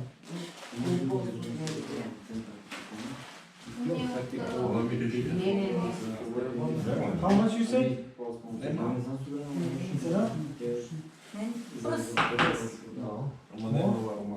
bottom millimeter. This is 1 millimeter. Не съм я мирисала, честно. Organic. Пита това какво е, Кирил, обясни ми. Кое? Твоето. Sorry, I didn't see. This is a compost processed hand mania with wooden chips. What? Какъв маньор? Wood chips. Wood chips. Chicken. Chicken маньор. Hen. Chicken manure. Yeah, chicken. Okay. With old chips. And it's composted around about 4 to 6 months. And the temperature, the major temperature is 50 to 55 to 70 degrees. And afterwards, Is this yours or what? yes, it's fine. It looks very nice. Малко високо е 70. But there's only one problem with the packaging. The packages, this is only a sample. Now I have ordered fully black packages. Okay, but actually you need something that can breathe, eh? Yes, it's with micro holes. Yes. Okay, 100%. Yeah, but it took me around about 7-8 months to get it. Yeah, it's also UV protected. Yeah. And whatever, there was something. It's of course it's from low density propylene. But it seems in Bulgaria nobody's interested in packing such kind of. No, but in future it's gonna be more important, you know, because people realize that the microbes, you know, in here they're gonna suffer. I have made a microbiological analysis with bacteria inside, so I can show it. And it seems that I was the first one in Bulgaria. Who made the microbiological analysis of this And what did they tell you? You got fungus in here? I can show you because it was also complicated even for me to check it. I'll show you.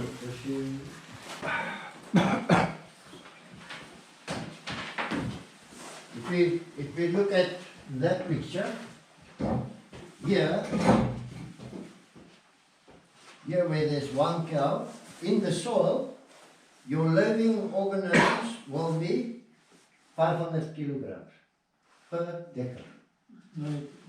Тук при тази почва в това, примерно еквивалент е, все едно имаме около тежината на една крава в килограми, нали? So we can say, okay, this is a soil that's plowed, that you put herbicide, pesticides. Commercial farm. Конвенционална ферма. Bacterial soil. Okay, now if you start to rest the soil and do rotational grazing, for instance. Ако оставим почвата да се повъзстанови, да кажем, започваме да пасищно да отглеждаме някакви животни или нещо друго.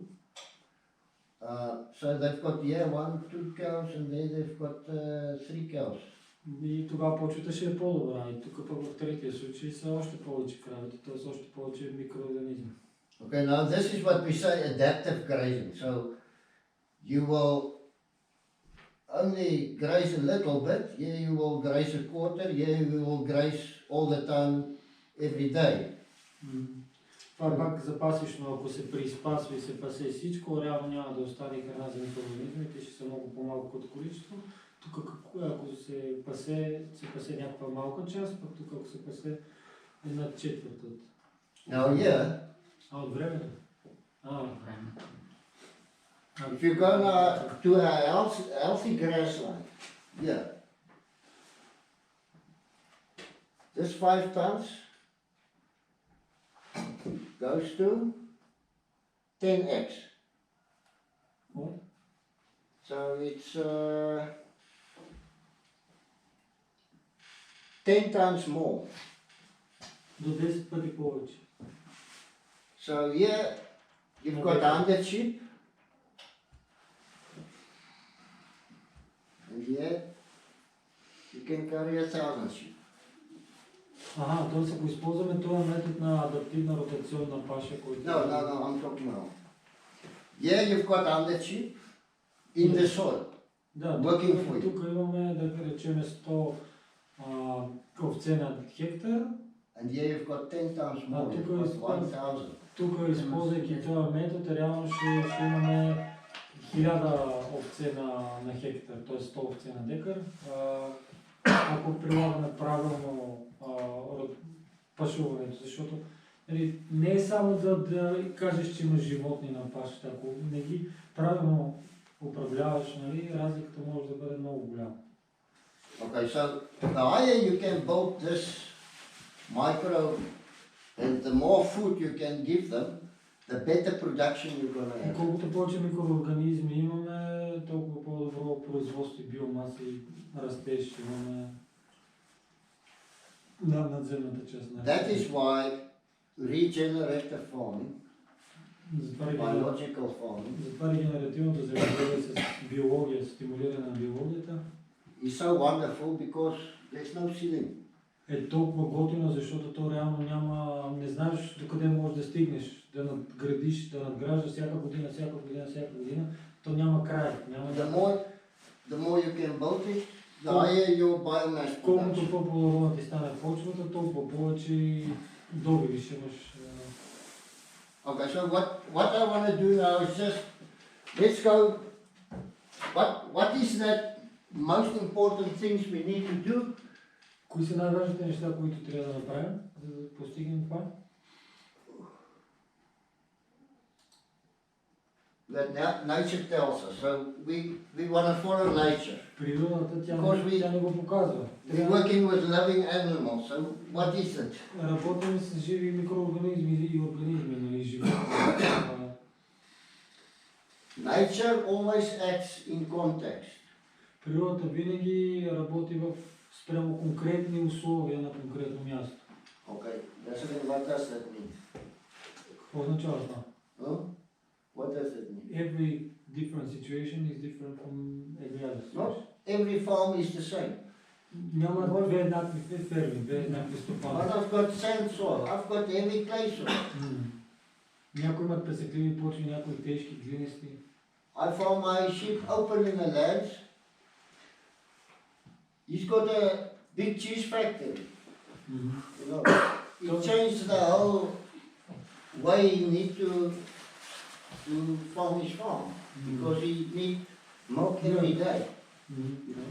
Да, той ги пасе пасищно, но пък не добива мляко, той пък има ферма за мляко и иска всеки има нужда от всеки ден мляко. I told him here outside, you've got a difficult system because my system with the sheep and I make meat and I sell my meat, it's easy. I can take my sheep and I can let them calf in spring and not have babies in spring and not in the middle of the winter, you know. So I can leave them outside there in the field, no problem. I don't need to house them, you know. Because in winter sheep, they love it in the snow, you know.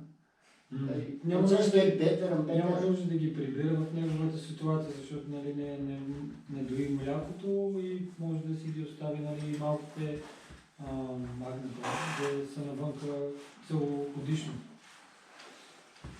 Okay, now, so actually what it's saying, nature always acts in context, so if you follow nature, your context must always try also to follow nature. Ако искаме ако следваме природата и контекста също, той контекст на нашата конкретна ситуация, също води природа в посока на природата. So when I started the farm 3 years ago, it was easy for me because I can now plan in context. But if you got an existing business, it's not always so easy to change. В неговия случай, когато той дойде в България и започна фермата преди 3 години, му беше лесно, защото той започваше нещо от самото начало и му беше лесно просто да вземе някакви решения. Окей, ще направя това и това и това, спрямо моята ситуация, спрямо полетата, но е по-трудно, когато вече имаме някаква изградена ферма, стопанство, метод на работа и така нататък, тогава е по-трудно да промениш някакви неща. Okay, that's the first principle. So the next one we call more practical things is no till.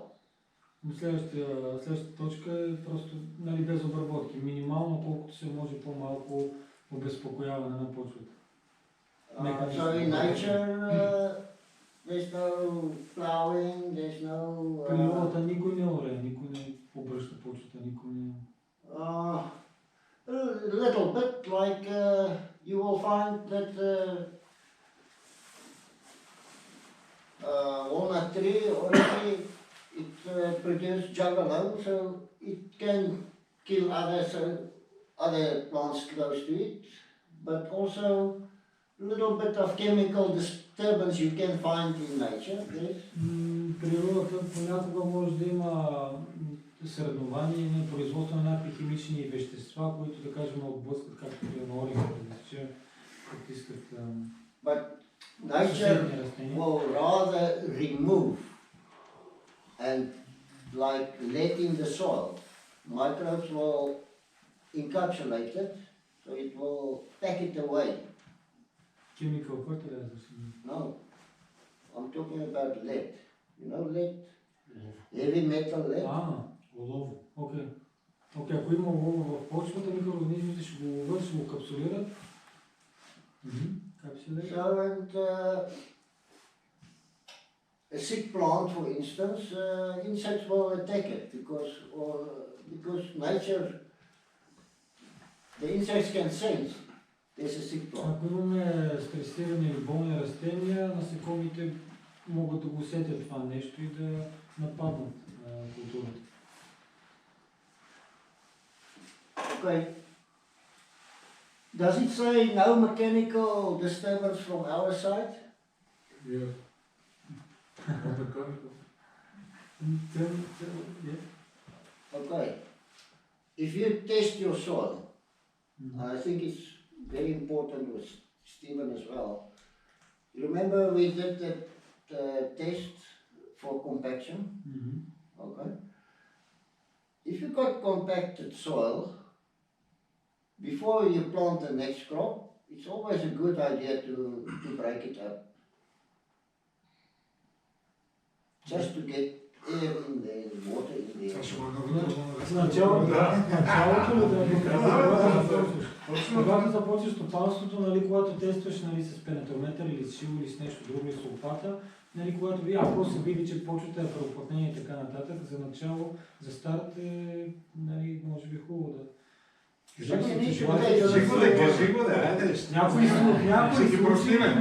се надупчи само, за да може да влезе кислород и вода вътре, няма нищо да я обръщаш. Да се раздроби с продължителност. Няма как да минеш това. In the case of sand soil, sand soil, if it's compacted and you test it, test it when it's wet.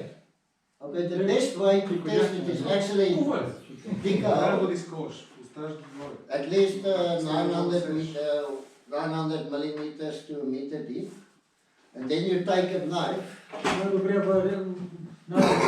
Най-добрият метод за тестване на плужна пета или преуплътнени слоеве е да си изкопае близо 1 метър дупка, да се когато е влажно, разбира се. If you're a woman and alone, make it 5 minutes. Или половин, ако е сама жена в градината, примерно, може да е половин метър. A knife, нож, взимате нож and then from the bottom. И от дъното нагоре Must be an old knife, not your best knife. Може би най-хубаво. You pull it up. И започвате отдолу нагоре да режете. Like you will cut. Да се рез и когато усетите, че запира, you will feel where's усеща се долната част на плужната пета.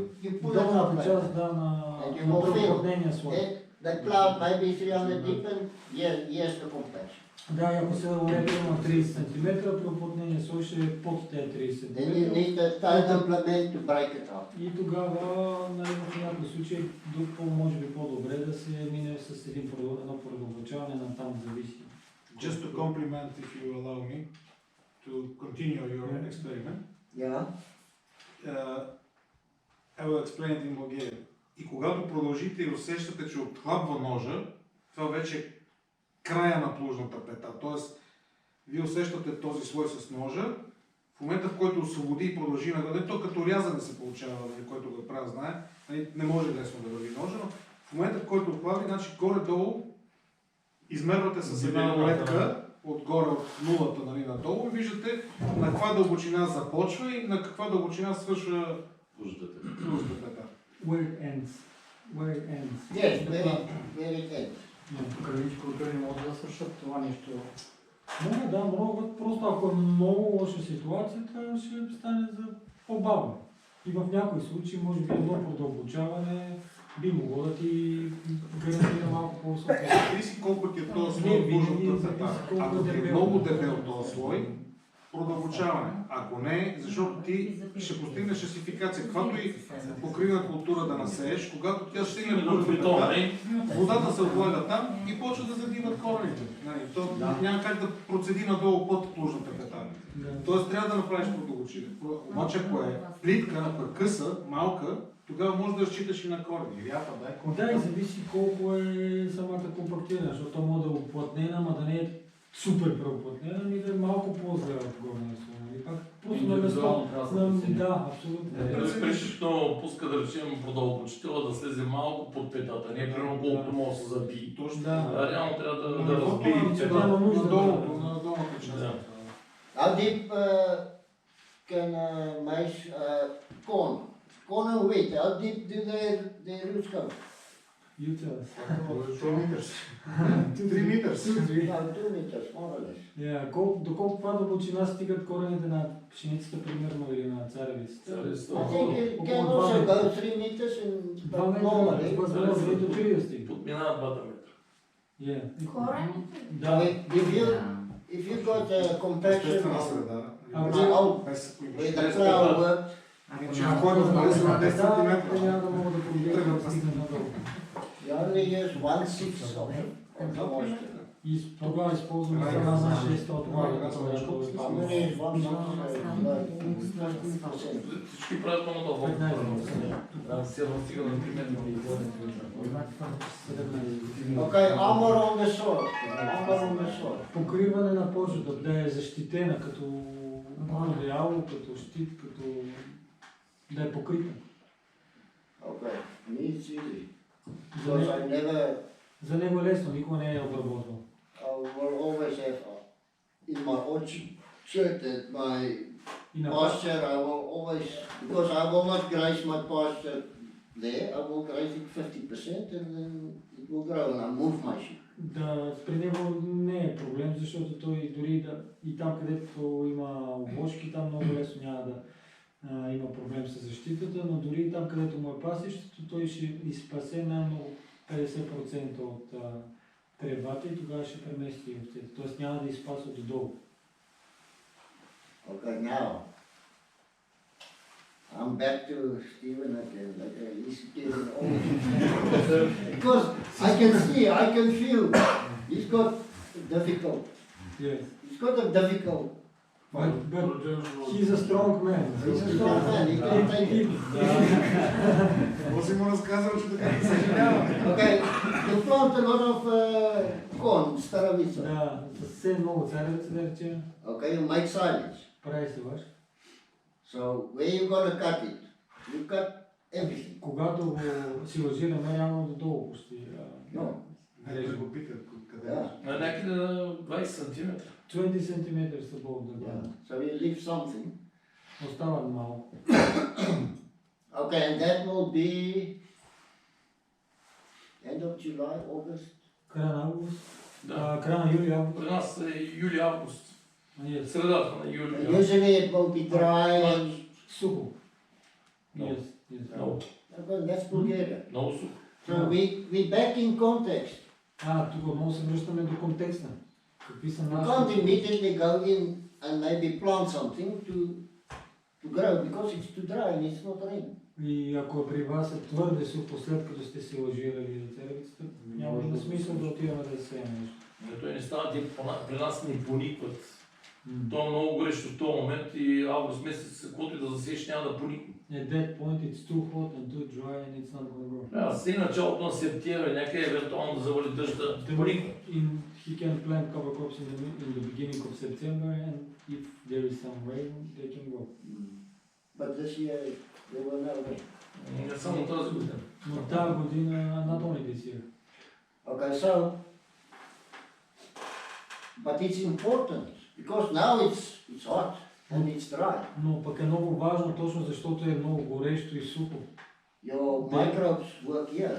150 millimeters, 80-90% of them is there. По-голямата част от микроорганизмите реално работят в най-горния почвен слой, 15 см. Okay, so maybe, I don't know, what you gonna do?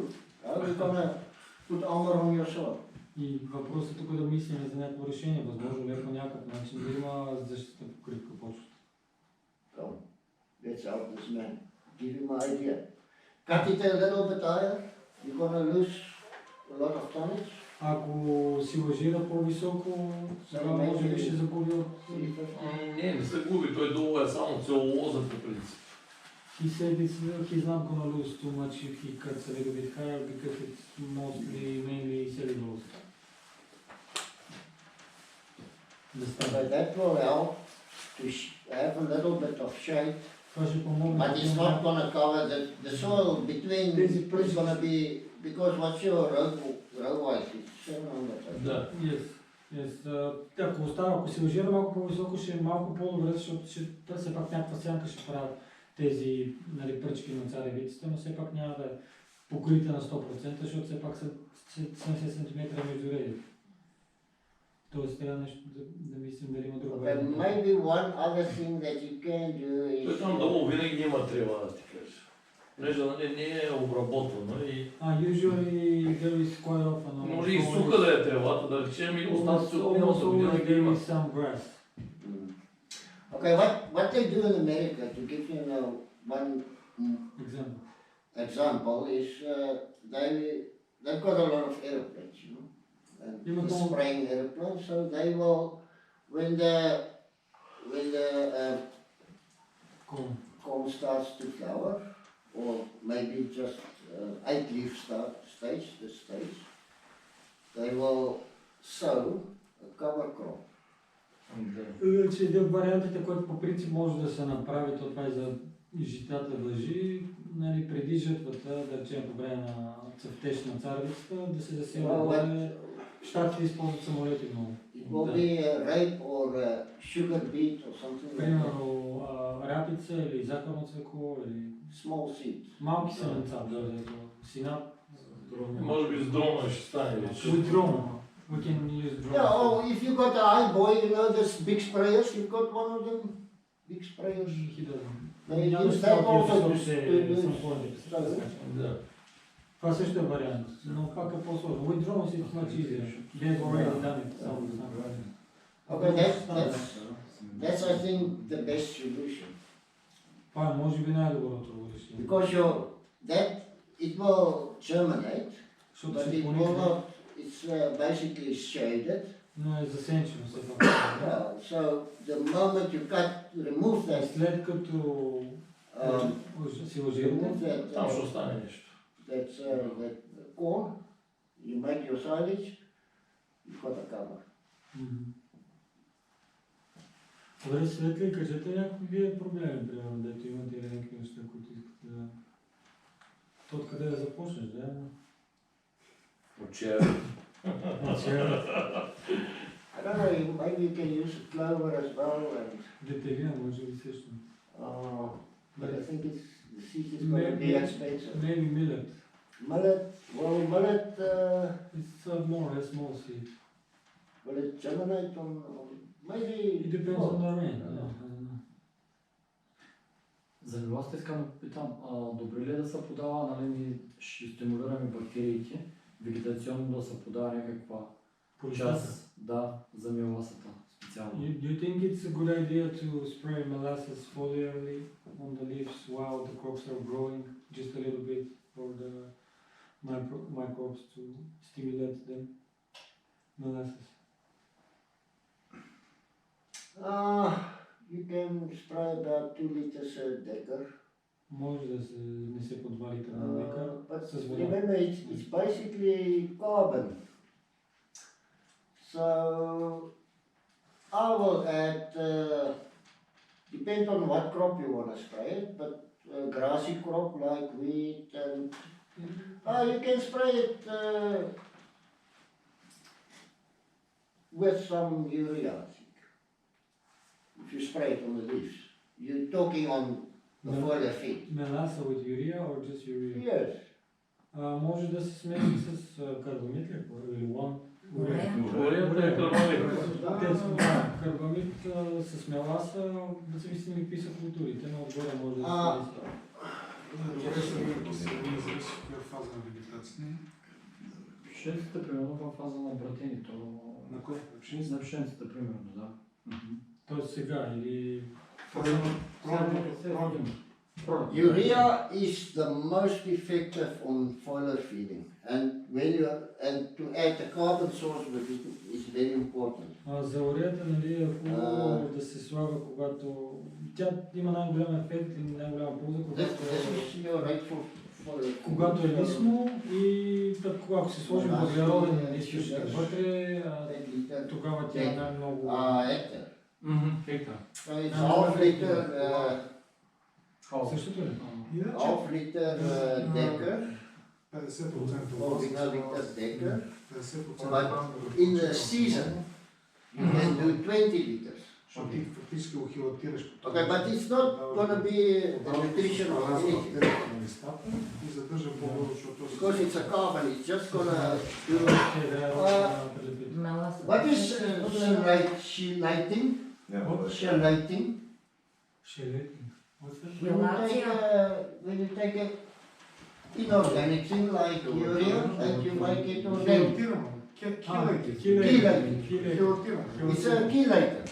You take the urea, you chelate it, you make it like more acceptable to nature, to plants and to microbes. And it's like sticky also. И също меласа го It прилепва. evaporates so easy because it's a toxin also. И не се изпарява толкова лесно. So the only thing for molasses is actually it's just like a beneficial to what you put with the molasses. Много е важно да слагаме molasses in itself is not но сама по себе си меласа няма да има кой знае какъв ефект, но нали, тя може много добре да допринесе на лан или на карбамид. A little bit disagree with you on that. It can be beneficial. He's talking about on the leaves. Yeah, but you still have bacteria film on the leaves. Yeah, it will be a food for microbes. Yes. But it's not gonna... And whatever doesn't fall on the you can just as well put compost extract instead of spending money on molasses. You're right about this, yes. Because you've got that unique substance in there. Може да използваме компостния екстракт. Some of the molasses will fall on the ground as well. Because when you spray, like 50% or less goes on the leaves and more of it... You know, we're talking about what? Small amount, yeah. No, about that. But if you make it frequently with every pass and you add amino acids... Okay, but on what crop you want to do that? Wheat. Pшеница. Wheat? Yes. Wheat, I'll always put urea, for sure. За пшеницата според него On a foliar feed, definitely. Но въпросът е ако се пръска лист. To do all that diesel and work to go and just spray molasses, it's not going to be profitable for you. Ако сходиме... But if you add some nutrients for your feed, magnesium sulfate and urea, whatever, actually you need to do a soil test. If you do a good soil test, and if you see problem, and foliar test. No one in Netherlands. По принцип има един САП анализ, който е на листата и оттам вече той ти показва какво точно липсва на растението от някакви микроелементи, примерно, и тогава вече може да ги смеси заедно с Okay, yes, your nitrogen. Urea, 10 to 20 kilogram per hectare, so it's 1 to 2 kilogram per deca. Something like, a nice product with all the micro elements and stuff. Starts with a K. After the back here, we can give you the name. Fish hydrolyzate. A very important one. Carbon soil, fulvic acid at local rates, magnesium or potassium sulfate. Okay. Depends on what the test say, what you need. I will always, on wheat I will always put my urea, my nitrogen. But your magnesium and potassium, potassium very seldom, but magnesium here is a problem. Магнезия в България или може би при него е голям проблем. And your carbon source is the molasses. Източник на въглерод е моlasses. But yes, you can use molasses, or you can use uric acid, fulvic acid, amino acids. Помилваме фулвики,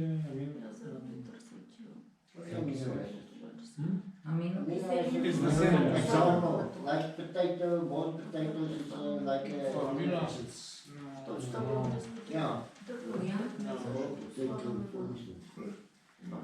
Amino acids, you will get it from plant extracts, right? Nettles, or for apples you use apples. For apple trees to spray leaf you use apples. Or for pears you use pears. For wheat you can make wheat extract. Може да пшеницата да направиш екстракт from the seeds of your wheat, and you make ferment from it, and you spray that on your wheat. Пшеницата може да направи ферментация и да се Korean Yes. It's just like in the forest, the leaves, the You want to take seaweed kelp, if you can get. This is the best Yes, the plant extract and compost. So they will gather a lot of nutrients, and at some stage something else can eat it, or it will die. Говорихме за въглерода в почвата, за микроорганизмите и че те си имат своя цикъл и в някакъв момент тия микроорганизми нещо ги изяжда и ги умират. Okay, so the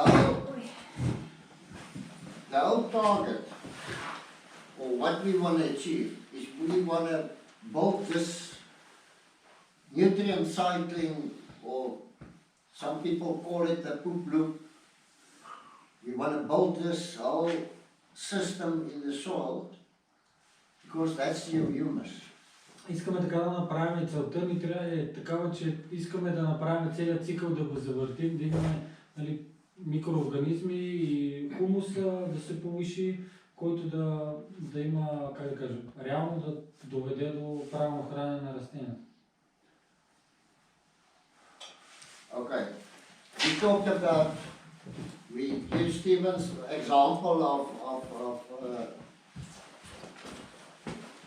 and we say, okay, in his case, he will harvest like 2 tons, 2,000 kilograms, 2 tons. No. Yes. But in the soil, we will plow back 1.3 tons. So that's how this thing is sustainable. Now, при него е примерно при Стефан, както той взима 2 тона от декара от силажа, но тони и 300 или там някаква 40% остава в почвата.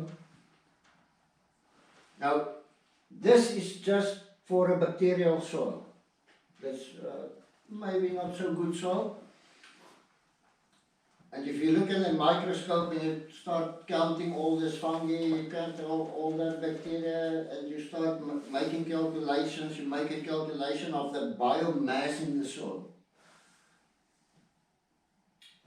Тази снимка е за в случая с овце, но се прави някаква калкулация за живота на организмите в почвата, бактериите в почвата. This is for microscope? No. The sheep is all the microorganisms in the soil. В случая да вземем, например, че овцете, да кажем, са микроорганизмите в почвата. So if you take all the sheep, all the microorganisms in 1 hectare of soil, микроорганизмите в почвата на 1 хектар, and it's a bacterial dominant soil.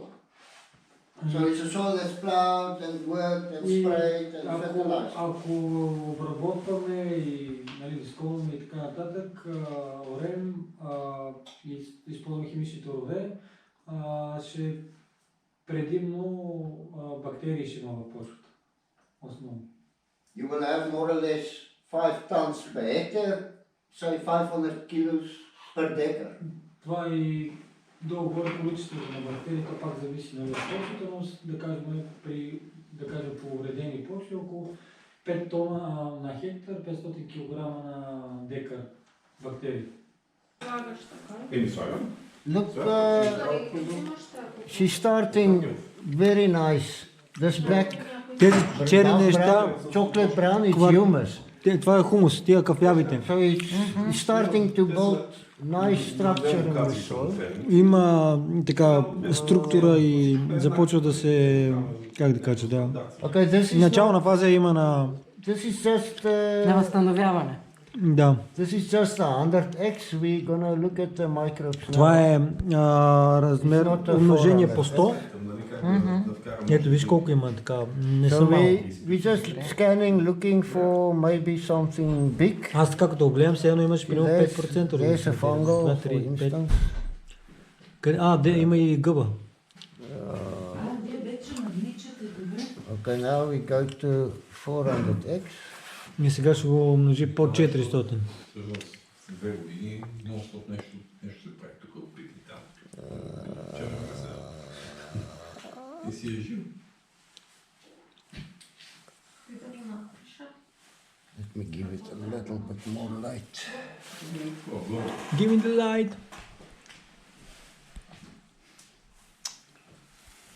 Повече с един микроскоп.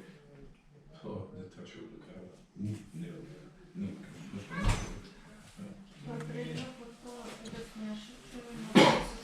Това е твоята връзка? Да.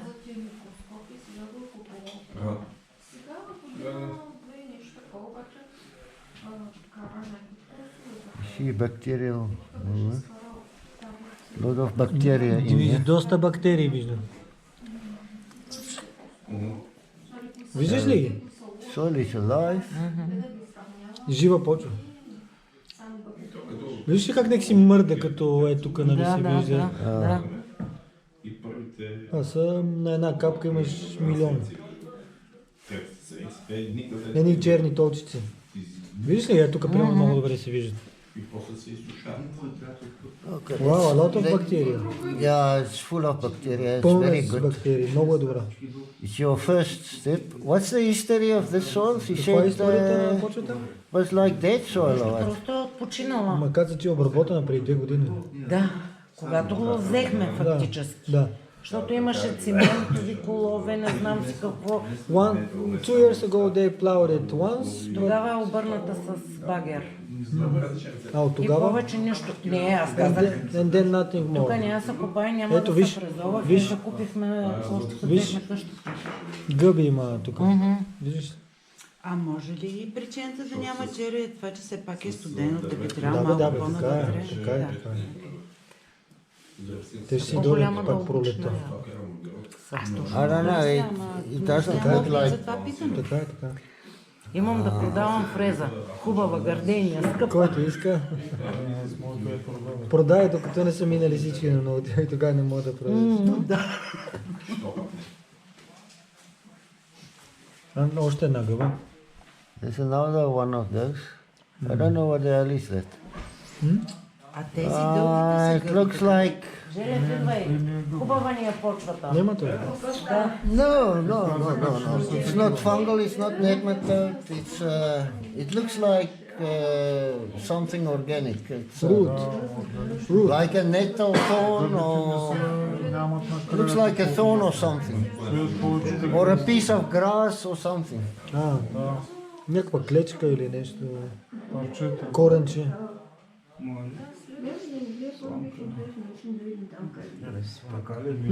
A lot of bacteria. What is it? 400 пъти на капка. You see this one? Виждате ли го това? Е това. Е тука. What's that? Protozoa? Amoeba? No, I don't know. It looks very close. It can be a little one. Някакво друго едноклетъчно. Не, или амеба или... На места си мърда. През ме показва, да.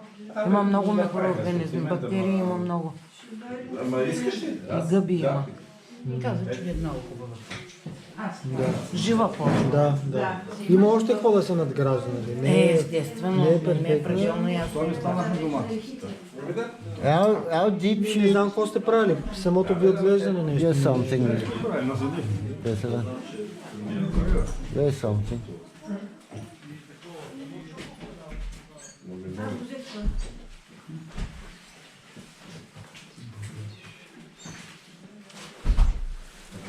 Shit, what is that?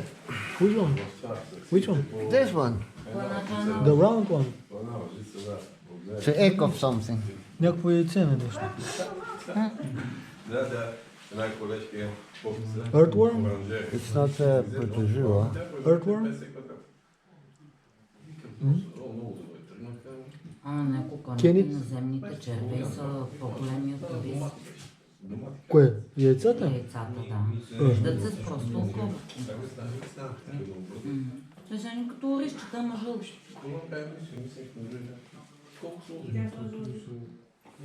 Продълговати са, не са кръгли, така ли? Леко издължени, да. Must remember it's now winter, you know, the nematodes is maybe below 300 deeper and deeper. So protozoa is now in the egg.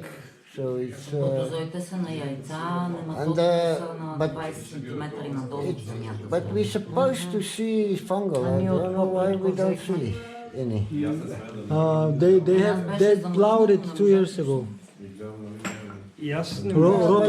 Rototilled. Yeah, but what did she do in the meantime? She grow anything here? Последните 2 години какво е имало тук? На безнаутично земя. Почти нищо. Ти каза доматите отглеждали тук. There's the bacteria, we can see them.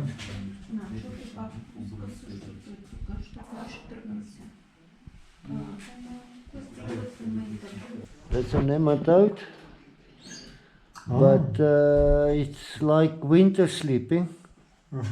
Свил се на кълбо. It's hibernating, so it's... Хибернира, да. But it's not dead, it's still alive. Не е мъртъв. But it's sleeping. Hibernating. Do you think it's beneficial? Yes. Da. This one looks... It's not... Oh my goodness.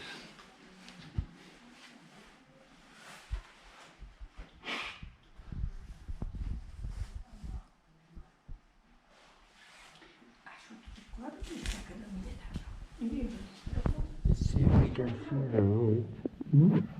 You can't see the head, this is the tail. This is the head. Here. No, it's not the head. No? I'm not mistaken. It is the head. Can be the head. Yes, it's the head. Maybe it can be the tail as well. I think it's the head. If it's the head, it's a bacterial feeder. It's not a root feeder or a fungal feeder. It's a bacterial feeder. Да, храни се с бактерии този нематод.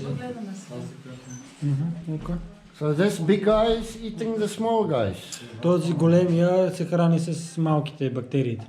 And then when this one die or whatever, this is your plant food. И този, когато умре или отделя такива, нали, някакси... Да, тогава тия неща вече са директно усвоима храна за растенията.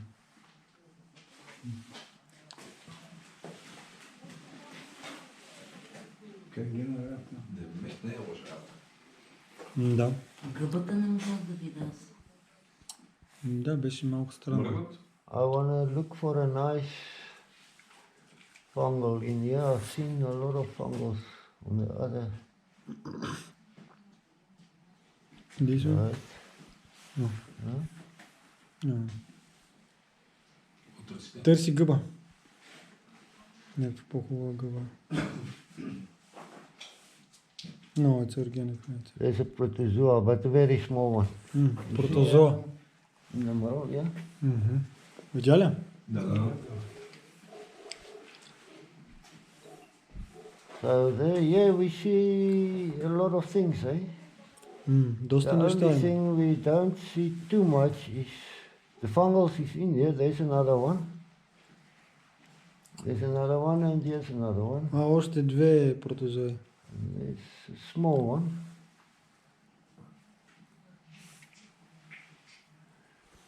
Is this from a hothouse or somewhere, or where's Sorry? this from?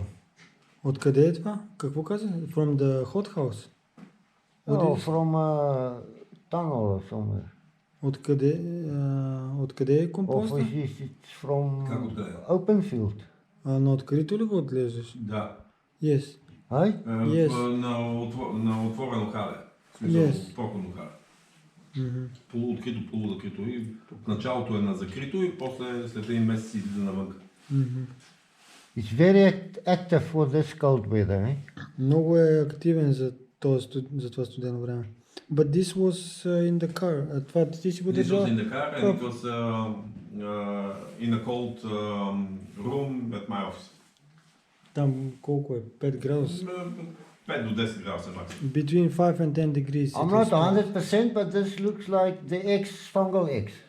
Не е сигурен, но това долу-горе приличат на спори, на... Yeah, спора.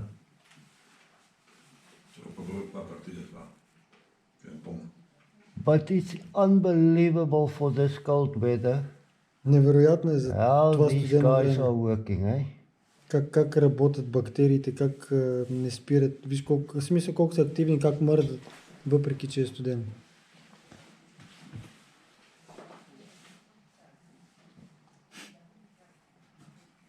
There's another one. Maybe he got warm here.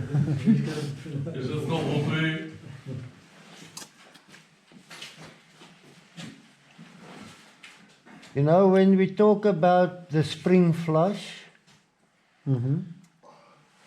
so we can better understand why there's something like a spring flush.